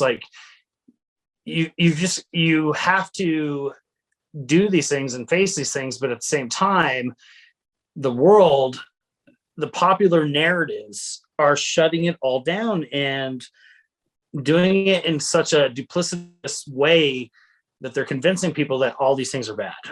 No, I agree, and it is duplicit. There's no doubt about it. Like I said, you could, if you wanted to get really conspiratorial about it, I mean, you could say that they are pushing things on people that are bad for their physical health because of the bundle that pharma is going to make at the back end when they prescribe the myriad treatments to these people that these folks will end up being on. I mean, again, I heard a statistic today that said that 88 million people in America are pre-diabetic. 88 million people out of a population of 350 million. It's fucking mind-blowing. Pre-diabetic, and the rest of the world is catching up. Not surprising though, because look at what we consume. Between Starbucks to whatever. Look at what what we're putting into our bodies. Yeah. And the thing is, it's so easy to get away from that stuff if you just apply a bit of discipline, and you don't have to make a wholesale change overnight. Just every single day, or every single week, or every single month, try and have that one thing that you're adding to your repertoire. Whether it's for me right now, I was absolutely addicted to Diet Coke. I mean, to a point where I was having 2-liter bottles a day easily. And I realized, I have to be honest with myself and go, you're fooling yourself by thinking this just because it's 0 calorie, it's fine. This is fucking poison that you're putting in your body. It's got phosphoric acid in it, aside from all the other crap that they've plowed into it, and you're pumping liters and liters of it into your body every single day, not thinking at some point there's going to be a problem. So again, you start scaling back. You go, okay, well, I'll keep one bottle in the house a week. Then you go from one bottle to no bottles. Then you go from, okay, the only time I'm ever going to have it is when I'm out and I'm not drinking wine or anything like that. the more you get into that discipline, the easier it gets. But for me, the underpinning of that discipline is weights. Like I've been lifting weights since I was 25 years old. I was a fucking fat slob when I was super thin, moved to this country, became a fatso. I had always liked the idea of guys looking big and looking muscled up, and then realized like you can't act muscled up if you're a fucking blob. So get into the gym and get to work. And it was the same thing as what I just said about the increments with the Diet Coke. It's like I went twice a week, then I started seeing results. I thought, I wonder what's going to happen if I go 3 times a week. Wonder what's going to happen if I go 4 times a week. Then 4 times became 5 times. Then I started doing Muay Thai. So I started doing Muay Thai at lunch, Muay Thai in the evening, weights in the morning. And, so I maybe get a little bit more obsessive about things than most. But even though I've scaled back on the Thai boxing now, weights for me is so important to start my day, because it's that anchor that it's that first obstacle that you overcome in the day. And it's that anchor, that discipline, that anchor to get you out of bed. And frankly, sometimes if I'm too lazy to get out of bed, I drag myself to the bathroom, get on the scale, and then I get in my car pretty quickly, and off I go. But how long have you been? Because you have gotten fucking ripped, in comparison to some of the earlier photos that I saw of you. How long have you been lifting for? When did you kind of get serious about training? Well, I've been doing it. I had to think back to this because I recently picked up a trainer. And I'm going to plug him again just because he's my buddy, Darko, anabolic outlaw. Check him out. But anyhow, I've been weightlifting for fucking 8 years roughly, but that was a pretty, I don't know, off and on and not very well approached 8 years. I did this whole thing on my own. And had a lot of bad habits over the time. And same thing as you, like I was always, as a child and then as a teenager, I was super skinny, just super skinny, skin and bones. I could eat whatever the fuck I wanted, never gained a pound. And then you get older, and probably in my 30s that flipped, and all of a sudden I was drinking beer all the time. I was, just not taking care of myself, and that flips, and all of a sudden you see the results of that. And same with like, you can look back to like old like Nightbringer pictures, and like there was a point where I got fat as fuck, and it was like, you start to realize these things, and the whole thing, like I've always talked about like these, through an esoteric context, like these things that should be like self-empowering and all this stuff. And it's like, I realized I had to do something. And so I started going to the gym, and started doing that. But it took years and years and years for me to not only like learn things, but to get more and more discipline around that. And then more recently, just like, you get to this point where, like, again, I did it on my own. I was just like, watching videos online and doing stuff like that, and seeing that there were still things I was struggling with, especially diet. Diet is tough, man. Like I think diet's way more difficult than the actual weightlifting. Oh yeah. I 100% agree. Yeah. You can get super strong and still be super fucking fat. You can be still out of shape and have lots of muscle. You could lift weights all day and be eating the wrong fucking shit, and still have a giant fucking belly, and still have, developing, health problems. Yeah. You can't out train a shitty diet. Is the saying. You really can't. You really can't. And diet's tough, man. It's tough because you got to stay on it every fucking day. More so than even the weightlifting. It's probably a bit more important. And so recently, it's a pyramid as far as I'm concerned. Sorry to interrupt. It's sleep, diet, training. That's the pyramid, and you need to adhere to all three of them. And I don't have this shit locked down by any means.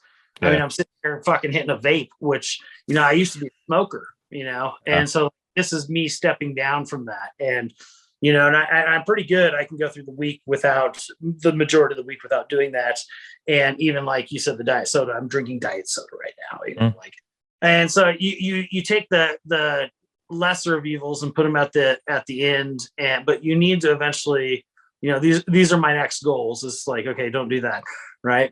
But you have to have something that you're just like working towards constantly.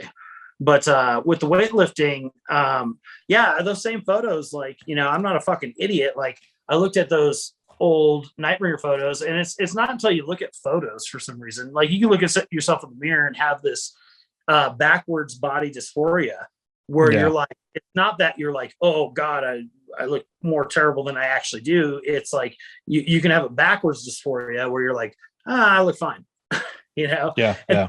Picture and you're like, holy fucking shit, is that me? Do I really have a fucking double chin? Do I really? That's the thing I can't deal with is the double chin. The double chin and the lemmy belly is those are the two things I can't abide by. Yeah, and we're the same age as we discussed, and the older you get, the harder it gets. But I can tell you right, I'm in the best shape of my life at this point.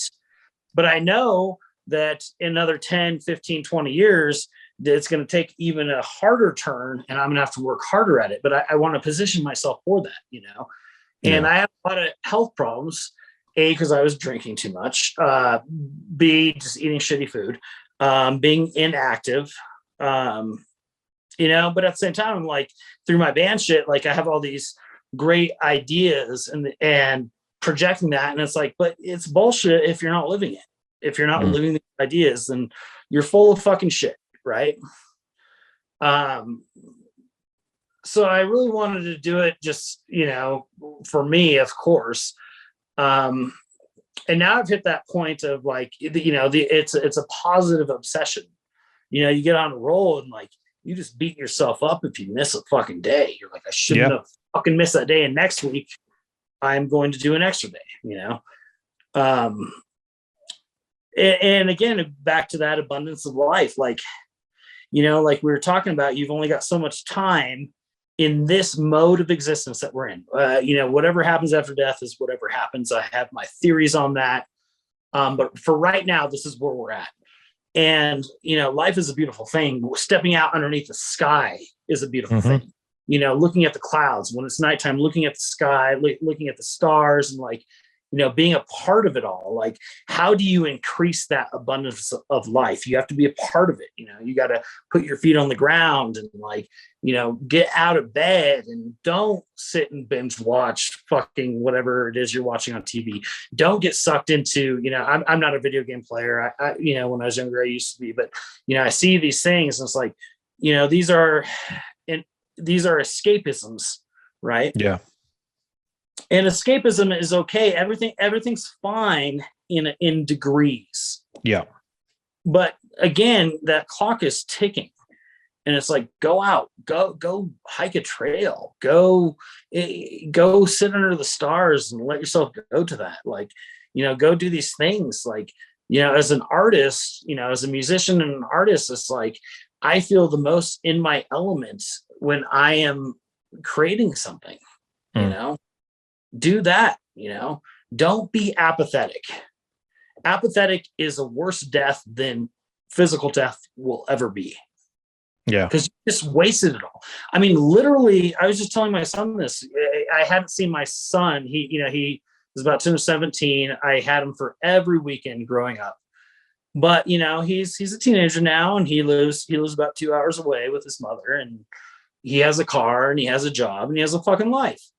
And, so I'm still adjusting to this because I was so used to seeing him every weekend, but, and him and I are so like-minded. And we just have the best conversations, but we're just like, sitting down with him and talking about all these kind of things of like, what you got to do and how you got to get out there and how you got to experience life. And, you can't be apathetic, and you have to have goals, and you have to go forward and,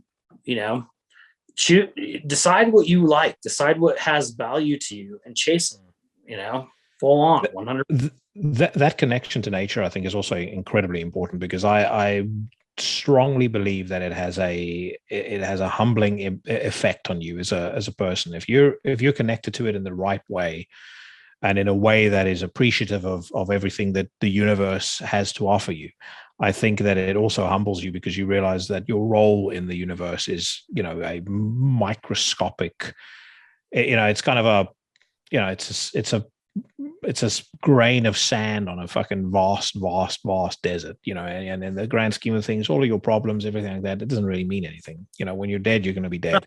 No one's going to give a fuck, beyond I'll have the podcast and I'll expect them to, however many episodes I've done, by the time I die, they have to watch it from episode 1 through to the end at my funeral, no matter how long it takes. But it's, you know what I mean? It's like, and eventually your podcast won't even exist. Eventually my music exactly. won't. Eventually even be a mention of our name in a book. Yeah. Eventually it's all gone. It's all gone. Yeah, and again, I think that's something that being connected to nature, it reminds you of that, because it reminds you that the cycle is, it has a end, and that you need to approach the universe with humility, and whether that's intellectual humility, whether that's even physical humility. Now, when I'm at the gym, the physical humility goes out the window, because you pointed out about age. And I go in there and I'm not loud about it, but I go in there with express purpose to look at all the young bloods, and I go, I am going to outlift you. And for the first time in my life, this past week, it was to my detriment. I was busy doing a 460-pound deadlift, and I got to just about straight, and I couldn't quite get it. And I was like, I'm fucking doing it no matter what. And pulled, and when I pulled up, I could feel the muscle stretch in my forearm. I just dropped the barbell immediately. I was like, that's good. The arm's going up, but that weight's going fucking nowhere.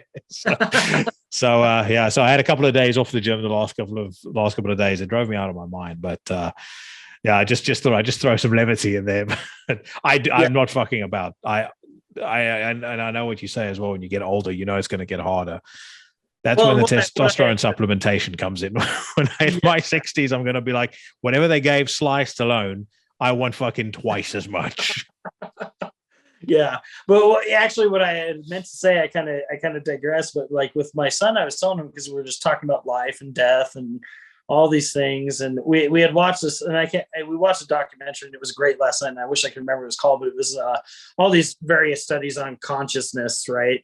And it goes all over the gamut, from like different scientists and into quantum physics, and like and it was really interesting. And I got to sit down and watch it with my son. So, he's a thinker like me. He has a lot of that in his mind. But I talked about, I was like, I told him, I was like, just the fact that we can sit here and talk about this right now, like what we know of the universe, like we have literally won the cosmic lottery.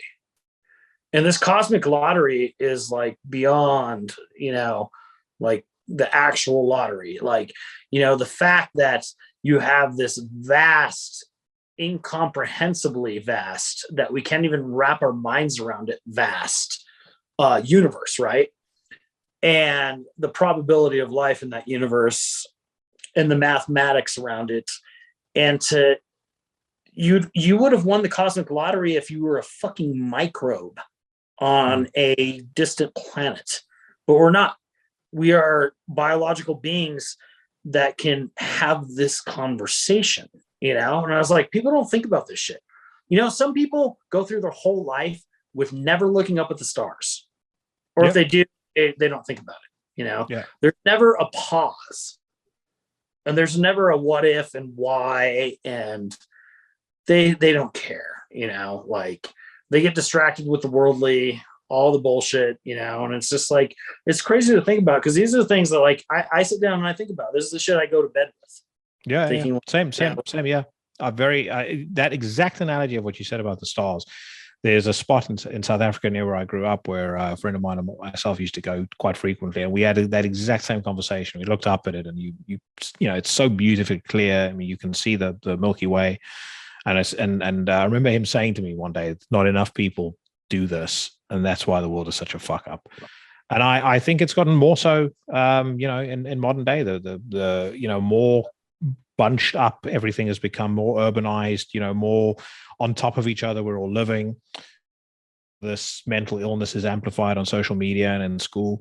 If you look at, the rioters in Portland, for example, there's no way that you can tell me those people approach life with that degree of humility and that degree of thought or thoughtfulness. Those are people that are just completely and utterly absorbed by narcissism. And that, unfortunately, I think it's that resentment is actually born from narcissism, and narcissism to me is the reason why Western society is busy falling. And why unfortunately it'll continue to fall. I agree with what you said earlier. I don't think there's a political force that can change, that can turn the tide. It doesn't matter who you put in the White House, because all of the bad things, when you break it down to the stuff that's actually meaningful, all of the bad things are just going to continue. They will never change. It doesn't matter who's in the White House, and it doesn't matter what form of government there is, quite frankly. Yeah, and not only are they going to continue, but as we've seen, they're going to increase. Yeah. And they're going to become, because there's so many things now that we look at and we're like, how absurd, how ridiculous. It's going to become more and more, to the point that it's just like, it's just going to be a fucking absolute goddamn nightmare. But how you still have to find a value in life during this. You can't succumb to it. So, I mean, part of that is disconnecting to a point from some of this. And now I understand you can only do that to a certain point, because there's things that will affect you and impact you. You can't, if you just choose to just be like, I don't care about any of this, it will care about you at some point and come and yeah. So it's a fine balancing act, right? Like, just same with like school boards and school systems. If you're a parent, like, you have to be somewhat involved, because or whatever it is, coming from your guns or any of these different narratives, where you at least have to have a toe in that pool. Otherwise you're being very irresponsible for yourself. But these things are going to get worse. Yeah, they're going to get worse and worse. But you need to find that place where you can still balance that and not be overcome by that wave, and still find a value in life. And so you have to have the capacity to, at least for a time, disconnect from it and keep a certain part of your soul away from that. Don't be overcome by it completely. It's I had quoted Seneca before, and I wish I could remember the quote. To paraphrase, he was like, basically like, like the lesser man would say, woe is me that I was born in such a terrible time. And he was like, no, that's the wrong view. Is like, it makes you a more glorious man to have a harder challenge to face this. Like, I would rather be born in the time of conflict, of the most conflict, so that I can rise, and that is more glorious. Where in easier times this level of rising could not occur. Yeah. No, I my thought around that is very similar. I very strongly believe that you need to your main focus needs to be control the controllable. So, whether that's relationships, whether that's your behavior, whether that's whether that's you anticipating things external to your little bubble that may impact you, as to your point. But there are things that are under your control, and you need to focus on controlling those, and you need to try and zone out the rest, because the rest you're not going to be able to control. And unfortunately, as I think, on one hand, I think there are signs that at least culturally things are starting to course correct. I think what will happen is, I think we'll see some very extreme behavior from the fucking lunatics that have tried to run the asylum over the last couple of years, because they're being pushed back against now, so that that'll beget a response that is more extreme. But you can see with things like Netflix adding to their charter that they present a wide variety of programming, and if you don't like it, you should work here.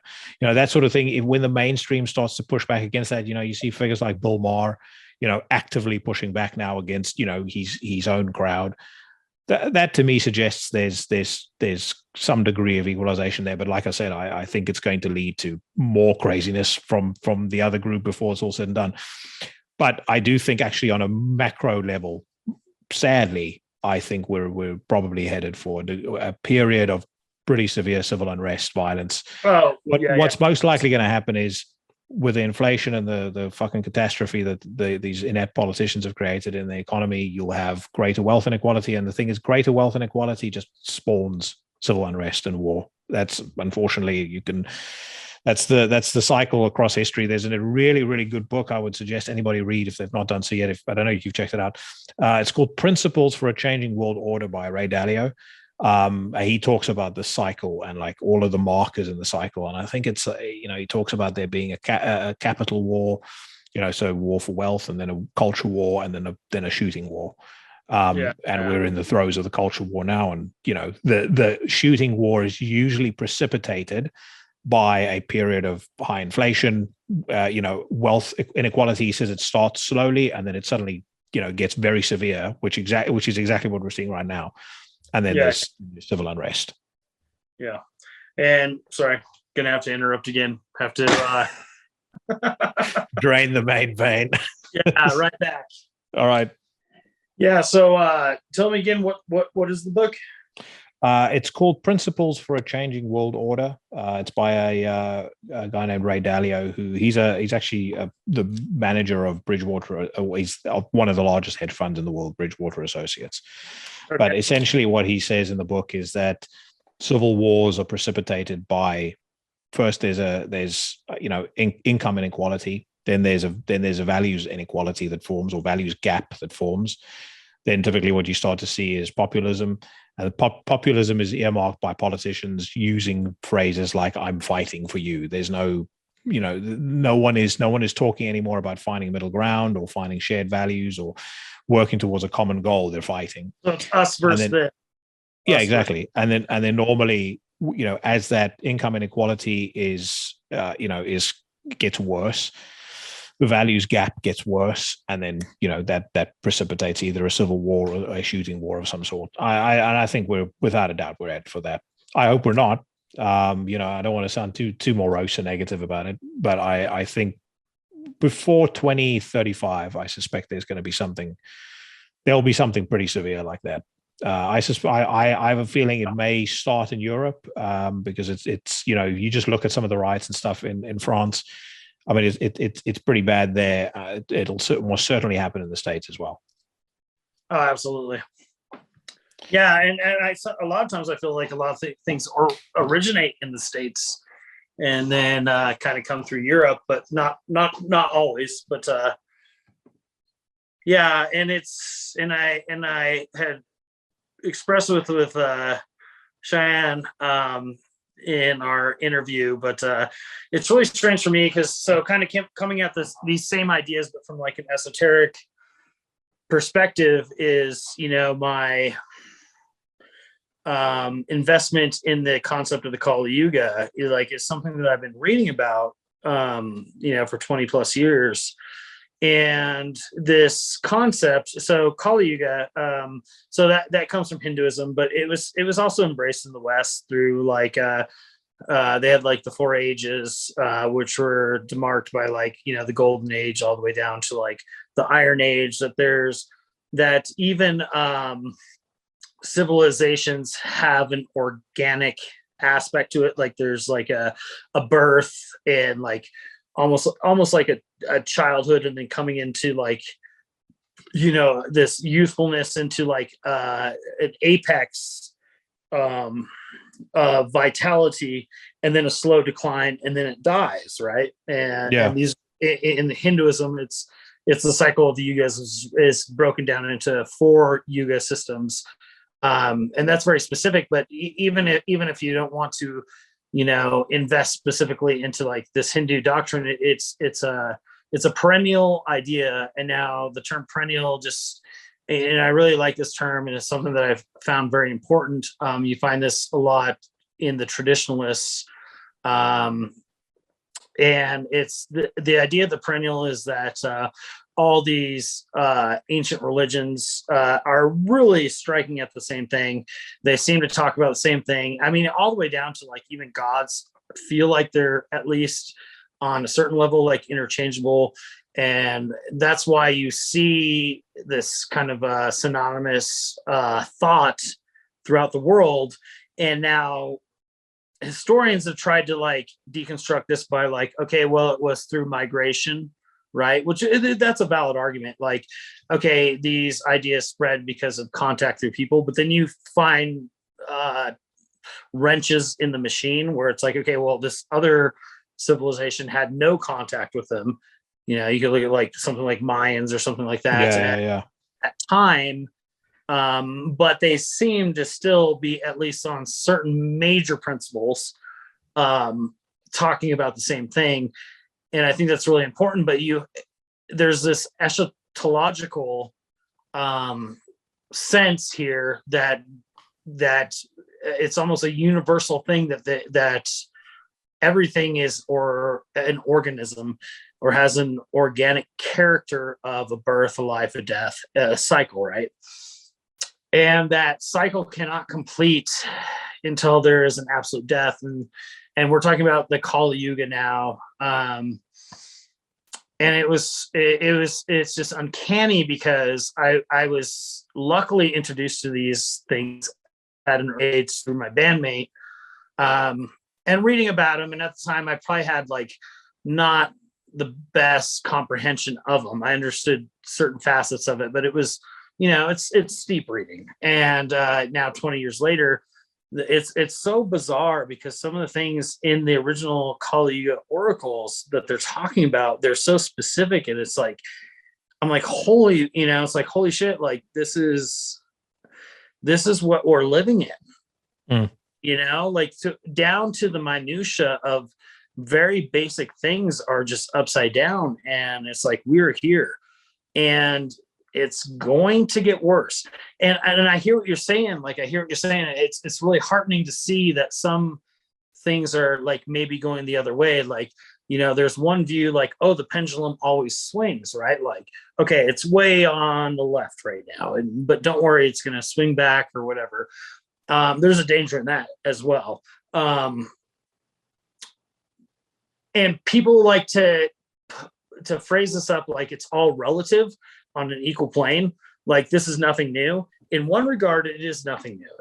We could talk about the fall of Rome or but these things, when they appear again throughout time, we're on now a much more massive scale.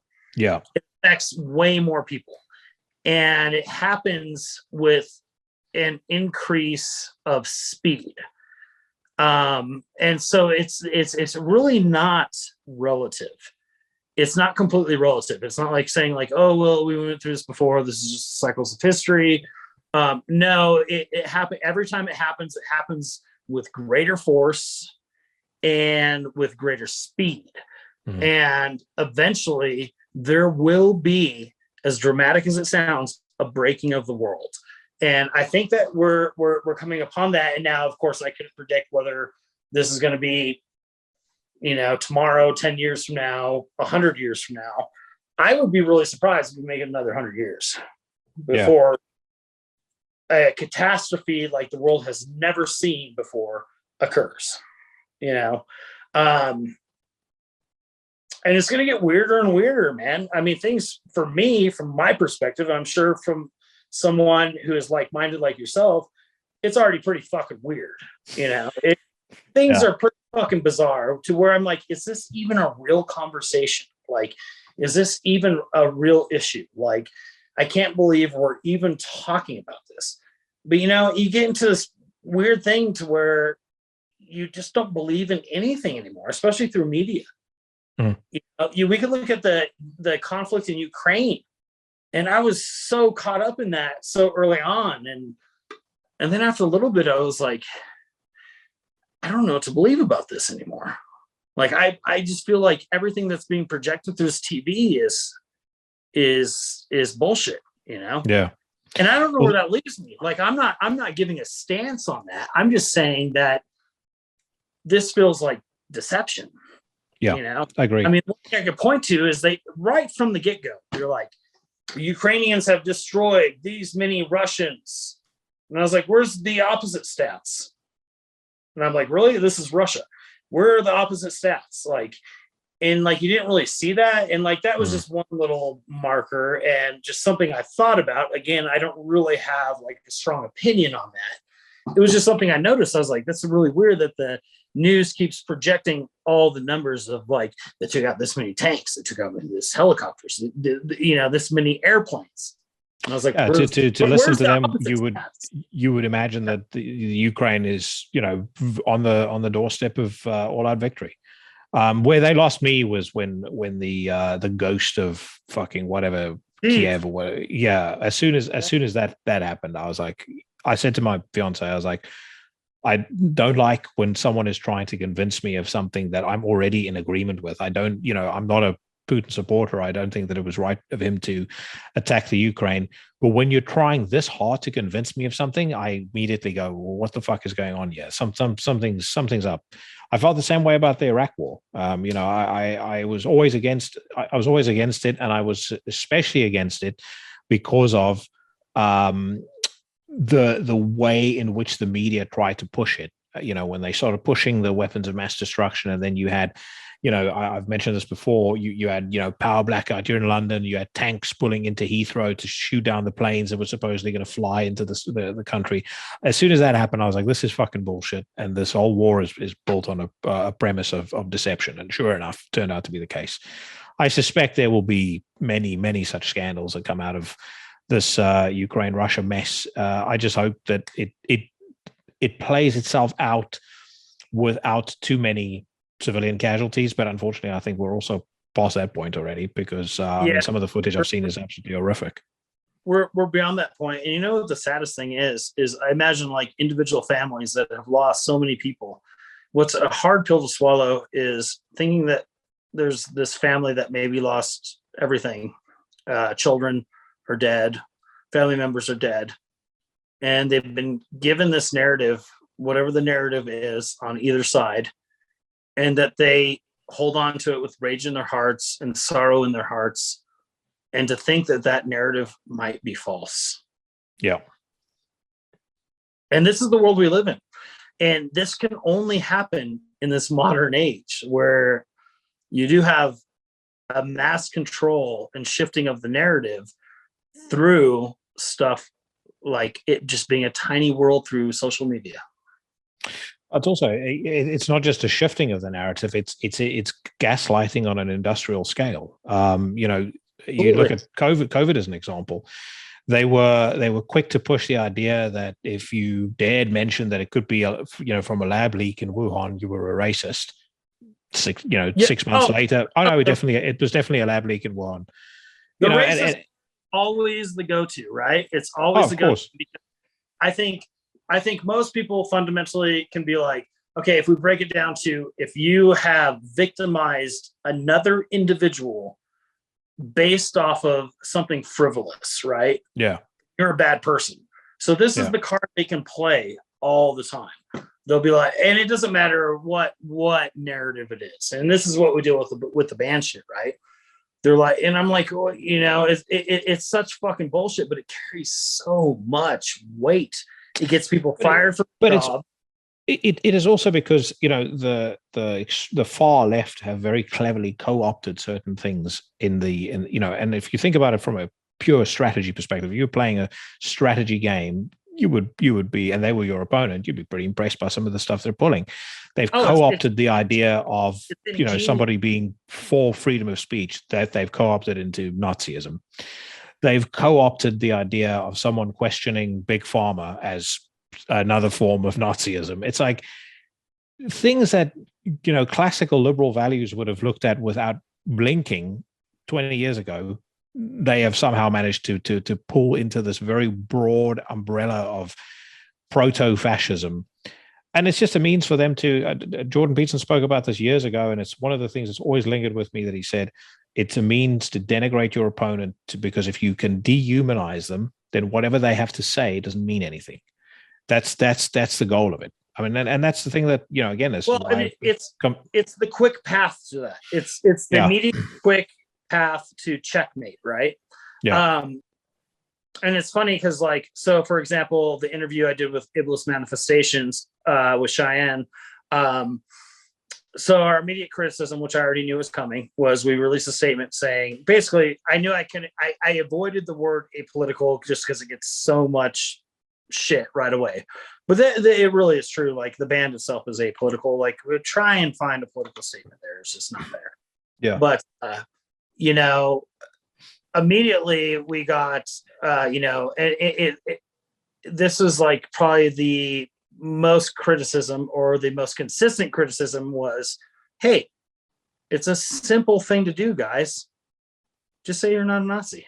Like, why are you writing all this shit when you could just say you're not a Nazi? And I addressed that. I addressed that in that interview. And exactly what I said was, because you have, and not just the term Nazi, but fascist and a million other terms, you have emptied the meaning from these words. You have now changed language, which the left does. The left is very good at just repurposing language. And so now it doesn't mean what it used to mean. And it's the equivalent of saying, I'm going to twist your fucking arm behind your back until you say uncle. Yeah. But instead of uncle, it's Nazi. I'm going to twist your back. And if you don't say this thing we want you to say, we're going to cancel you. We're going to attack you. We're going to attack your jobs. We're going to fucking, all the shit that like Antifa does and all the Antifa sympathetics do. And it's like, I'm absolutely not doing that. I am absolutely not playing your fucking game, and it's so funny because I went into this lengthy explanation of, it used to mean, the original term Nazi, okay, was a degenerate term anyways. Nazis didn't call themselves Nazis, applied to the National Socialist movement, right? Yeah.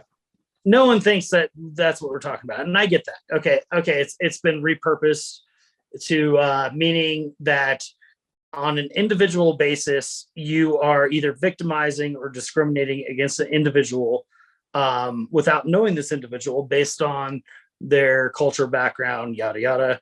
But that's not what it means anymore. It is not what it means. It means that they have all these ideas and all these theories, and these theories grow daily, and their ideas grow daily. And if you don't agree, they use this term, egregiously for everything. It's like, if you think that the 263rd new gender identity, you might not agree with that, you're a fucking Nazi. And I'm not going to get on there and say I am not a Nazi, because it doesn't mean anything. Be specific. Call me out on what you think that I have done wrong. Ask me specifically. On the other side of that, I actually don't owe anybody anything. I don't have to have a conversation with you.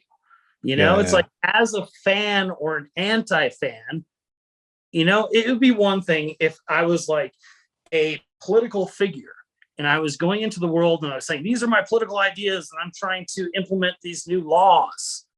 That's not what we're doing. The band has nothing to do with that. And, it's like, at the end of the day, if you feel that I believe in something that you don't like, then don't fucking follow me. Yeah. Well, it's also, I think, in its crudest term, I think the word Nazi in modern Western left-wing lexicon means everything culturally and politically to the left of Stalin. That is basically what it boils down to. And again, like I said to you earlier, the irony of it is the two extremes of either side of the aisle, they meet each other in exactly the same place, and that place is extraordinarily high levels of bloodshed and suffering. And the other thing I also find funny, these fucking white bread socialists that run around talking about taking on the fat cats and stuff like that. A lot of the same ideas they push were ideas pushed by the National Socialists. They two shitty sides of the same coin. But anyway, quick one before we wrap it up. Next plans for Akhlys. I know you guys are supposed to be in the UK at some point, if I'm not mistaken. Yeah, we're supposed to play Cosmic Void, which looks like it's gonna be a hell of a fucking show. So we're doing a tour before that with Chaos Invocation and Fides and Versa, which will be cool because like a lot of friends there. And so, it's just, we've been dying to get out there since COVID. A little worried because I see now that some of the European countries are looking like they might be positioning to go back into that. I hope they don't. Well, the newspapers are rooting for a monkeypox lockdown as well, but Oh, so we'll see if that happens. I hope that, and I feel like I don't even feel like this is a left and right thing. I even feel like that even a lot of people on the left are tired of it too. I think people in general are just tired of it, you know. Yeah. Well, the thing is, again, they've been the media has been caught out in so many lies now that most people with any degree of common sense will look at it and go, "This is fucking insane." And frankly, I again, something I spoke to my fiance about earlier today. I think at some point, I think, frankly, the politicians who pushed lockdowns as hard as they did, they're going to need to answer for their actions. I think they personally, I think the damage they've inflicted on society in the main, but especially economically, and you heard my thoughts on what I think that economic damage leads to in the long run. I think those people belong in prison. I think that what they've done is absolutely criminal. And they may have turned around and said they're doing it for people's protection, but they themselves weren't adhering to any of it. We had our prime minister was having parties in his fucking office. Gavin Scumbag Newsom was out at the French Laundry, whining and dining his friends. None of those people believed any of the bullshit that they were selling to people. And all that they did at the end of the day was, heap an extraordinary amount of debt, which, has manifested in huge amounts of inflation, which is a tax on particularly people that are poorer, is going to cause massive amounts of problems for generations to come, to protect us against what? A disease with a 1% mortality rate. I think it's, I don't know. Like I said, in years to come, I hope we get to this point where people look back at that and go, that was the fucking dumbest thing the human race has possibly done in the last 200 years. No, and yeah, absolutely. And it's funny. It all just feels like one big fucking lie. Yeah. One fucking lie, and it's the most bizarre thing that I've experienced in my entire life. And okay, so when the COVID thing first happened, I think probably most of us were like, my first thoughts was like, is this it? Is this the disease that wipes us out? Because that's very plausible, right? Is this the stand? Yeah, exactly. I was like, it's king, like this is the apocalypse. It's like, and it was keeping me up at night. I was like, holy shit. And it's so funny because you saw, I don't remember, what was it? It was either Spain or Italy, and they were showing the hospitals. Everyone was dying, bodies in the street, body bags. Why did that not happen? And I told my friends, I was like, if this is what that was, months into it, why wasn't I hearing about a friend of a friend of a friend or a coworker's coworker that just fucking dropped dead? And after a couple of months, I was like, everyone's fine. I was like, so what was this? What was the news media with hospitals, with everyone dying with the fucking face mask? I was like, where did this happen? Were they all elderly? Where and it was quickly buried, right? It was quickly buried. And then even talking to friends that lived in those places, they're like, well, we didn't really know because we weren't allowed to leave our house. Well, if you're not allowed to leave your house, you could say that the fucking sun has disappeared. Like you could say whatever the fuck you want if you're not allowed to leave your house. And I started to get, first, it started off with this feeling of anxiety of, I just took it for what it was, what they said it was. I was like, this is a brutal disease that's killing mankind off in droves. And then they had to keep changing the narrative. It kept changing and changing. And they're like, oh, well, now the elderly, like, do you want to be responsible for killing the elderly? And do you want to, and then you started seeing like legit studies coming out, like saying like, from experts saying, you think a fucking mask is going to fucking stop this? No, it's not. And then I was like, well, then what is the mask about? Why do I have to wear a mask? And I don't ask anyone else to take my personal views. My personal view is I'd rather stroll into a fucking grocery store as a free man with no fucking mask. And if that makes you angry, too fucking bad. you know? And if it fucking kills me in the end, I died a free man. I'm not living my life in fear. But then there's the counter to that, like, oh, you're so selfish, you can kill all these people. But that's not what happened. That is not what fucking happened.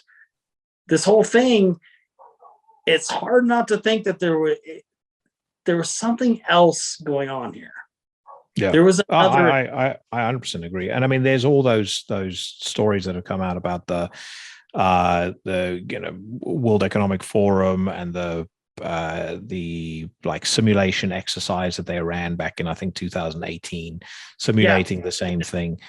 I mean, there's without a doubt there's shenanigans. But the other thing as well, outside of the economic damage, which I think is absolutely horrific. I don't think the average human being realizes quite how bad that actually is and will be for society.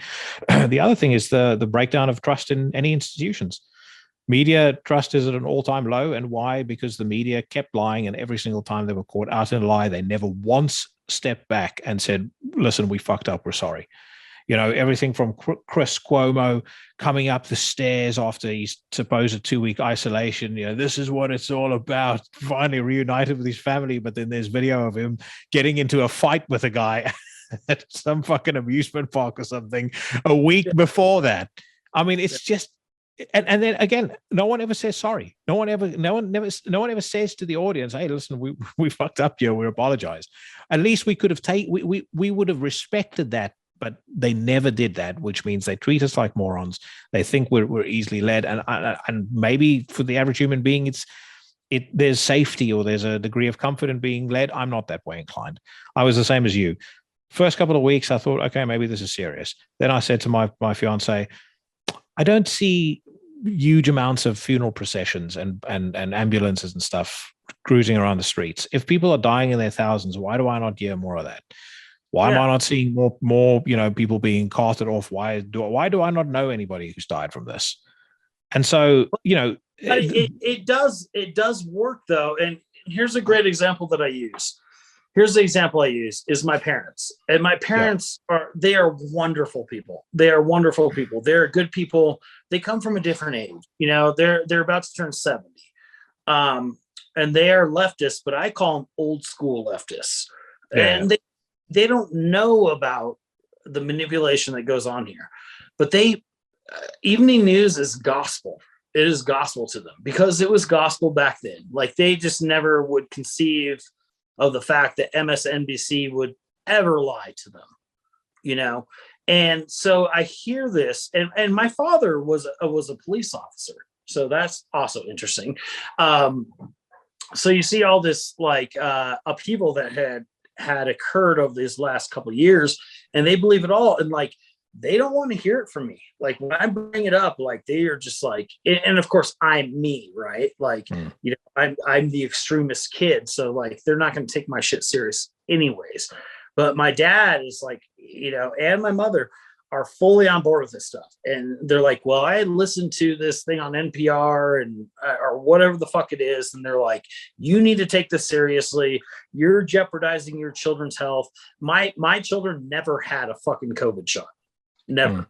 I was like, I will fucking stand on this hill. I was like, this fucking thing was so bizarre, set off so many red flags in my mind that I am not doing it. I'm not doing it. We can't. Well, again, you've got like a 0.003% mortality rate. I think it's something along that line of kids dying of COVID. And I think in almost 100% of cases, those kids had underlying health issues. So to then tell me that I should inject. Once it turned into, no, you don't have to have a shot. You have to have a lot of shots. And maybe for the rest of your life. I'm like, fuck this. This is experimental shit. Yeah. No, 100%. My kids aren't doing this, and I'll take them out of their school. I'll do all this shit. And I was getting a lot of heat from this from family members like, hey, you are risking your child's lives. And I was like, there are enough red flags. There is enough in my heart telling me there is something bizarre about this. For this to break out this quickly we've never seen this before. Never. And again, like we just talked about, if I started seeing like, oh, the fucking neighbor is being taken out in a body bag. Hey, my coworker's neighbor died. And you start seeing this, because those are the indicators you would see in a mass real pandemic. It would touch home, and it never did. But then people are like, "Oh, my uncle died." You know what? My uncle fucking died. My uncle died of COVID. You know what? He was terminally fucking ill. He was dying for years, and he was dying not from COVID. He was dying from severe diabetes. And when he died, you know what they put on his birth certificate? Guess. COVID. Yeah. COVID. No, it's the same. Yeah, like I said, I had it. It was fucking shit. It was a horrific week, but it didn't kill me. And everybody that I know that was hospitalized, they had other issues. They were obese. They had asthma. They had diabetes. There was always something. So again, it's if the average human being feels safe in buying into that sort of thing and not being skeptical of big corporates and the profit motive, which I'm a fan of the profit motive. I'm a full blown. I mean, I'm make no excuses for it. I'm a full blown capitalist. I don't believe in communism. I don't believe in socialism. I think the government's role in my life should be to stay out of my pocket and stay out of my life. They should provide basic infrastructure and nothing more. But it's because they're incompetent. But that being said, and I've actually my capitalist rant, I got off my train of thought. Yeah, but no, if you're not going to be skeptical of big pharma and skeptical of the government potentially lying to you about something, or at the very least being incompetent in their handling of something, I'm just not that way inclined. I never will be. Well, and here's the really bizarre thing, right? So like, even having these conversations again with my dad, like we got to a point where he was like, we've got to agree to disagree, which is really weird because my father was a police officer, as I said. We went through the whole riots in America, right? Where the cities were just straight up burning over the BLM shit. And, that's a whole another conversation. But anyhow, he seemed to be absolutely fine with that. And my dad is a rational human being, but it just shows how effective this is. And then when the Trump rally occurred with the storming of the fucking Capitol building, he was very, very, very upset, and he was like texting me, and I was like, I don't know, Dad, like the cities have been burning and looted for the last year, and he's like, that doesn't matter. He's like, that doesn't matter. That's nothing compared to this. And it just shows like, we're on two different spectrums here. And it shows how influential these things are. Yeah. And, I even put to him, I was like, don't you think it's weird that all of a sudden this pandemic broke out? And like we just talked about, like, you're not seeing bodies in the street. You're not seeing, did you see one body? He works at a morgue now, so it's a little different. But it's like you're not seeing death on a mass scale because of this, but you're going to wear a face mask everywhere. And, I was like, it feels like something else is going on here, but as soon as you say that, you're the tinfoil hat guy, right? It's like, as soon as you say anything against what social media is saying. And then at the same time, these people that I felt were very rational minds were being in mass ejected off of YouTube, being ejected off of major social. Anyone that said anything contrary, they're just gone. They're like, silence them, silence them.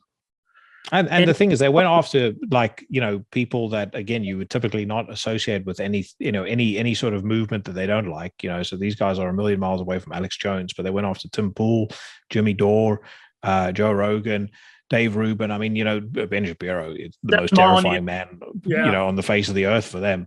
But yeah, just ridiculous. One thing just about the quote unquote insurrection as an outside observer. It's amazing to see how the media has somehow duped an entire population into believing that apparently American government works like capture the flag, that a bunch of drunk idiots can walk into a building. We run the country now. Yeah. Democracy is over. We run the country now. I was like, this is supposed to be one of the most, that'd be like the equivalent of rolling into the Pentagon with 100 people. Yeah, 100%. I was like, this wouldn't even be possible. I was like, how do they just stroll in there? What they're okay? how it should have been set up. If anyone tried to storm that building, there would be bodies all over the place because they would just, it's supposed to be one of the most secure. Don't tell me they did not allow that to happen. Well, there's video footage of that happening. They don't have security. And they're like, oh, well, one person died. One person? Well, one protester shot by the police. Protester. I'm like, give a break. Do you guys not have a fucking brain? Yeah. Try and get, and I don't know how many people it was. Like, say it was 100 or 200. It wasn't a whole lot. When I was watching this go down, because when I heard about it, I was like, I was expecting like thousands of angry protesters just like rolling through and like gunshots and people shooting at them and they're just being overwhelmed. That wasn't what happened. Yeah. It was like they rolled into the local museum, you know? Yeah. I was like, this is bullshit. This is bullshit. It was like the world's wildest frat party. Yeah. Where they allowed a couple of the drunkards to go where they shouldn't go. But I mean, there was going to be no coup. It would be impossible to take over a country without operational control of at least the fucking military. So, and again, good luck to any single person trying to do that. My brother, we've set a record. There is an obsession with the hate to be cliche, but the virtuous signaling. Yeah. People want pats on the back. They want to be the loudest, you know, and that's really what it is, you know. And again, it's the sickness of social media, you know. Yeah. Exactly. You say the more outrageous the nonsense that you say on social media, the more likes, more retweets, the more pats on the back, and so therefore you're incentivized to keep on doing it. Dude, we've set up, I think, a record for the longest episode I've ever recorded for this podcast. I thank you so much for being so gracious and being such an interesting guest. Like I said, two years in the making. I've enjoyed every second of it. So hopefully this isn't going to be the last time. And hopefully we get to meet each other in person at some point. I'm going to see if I can come out to the London show. Yeah, absolutely. I really enjoyed this, so thank you very much. And cool. Hey, I don't know if it recorded on my. I was trying to record on my end, but if you don't mind shooting me the recording, my bandmates are always like dying. Yeah, of course. This will only go up in 2 weeks' time, so I'll send you the raw recording on Zoom and just have a look. And I mean, if you could send me that tonight, that would be cool. They're like I said, they're dying to see, and that won't be shared beyond my band. No, of course. It normally takes, because it's almost midnight now, so I'm going to go to bed. But I'll probably tomorrow morning my time, it'll have processed the file, and then I'll ping it over, so you'll get it. All right, sounds good. Thank you, man. Much again, my man. Absolute pleasure. Talk to you soon. All right, see ya. Bye.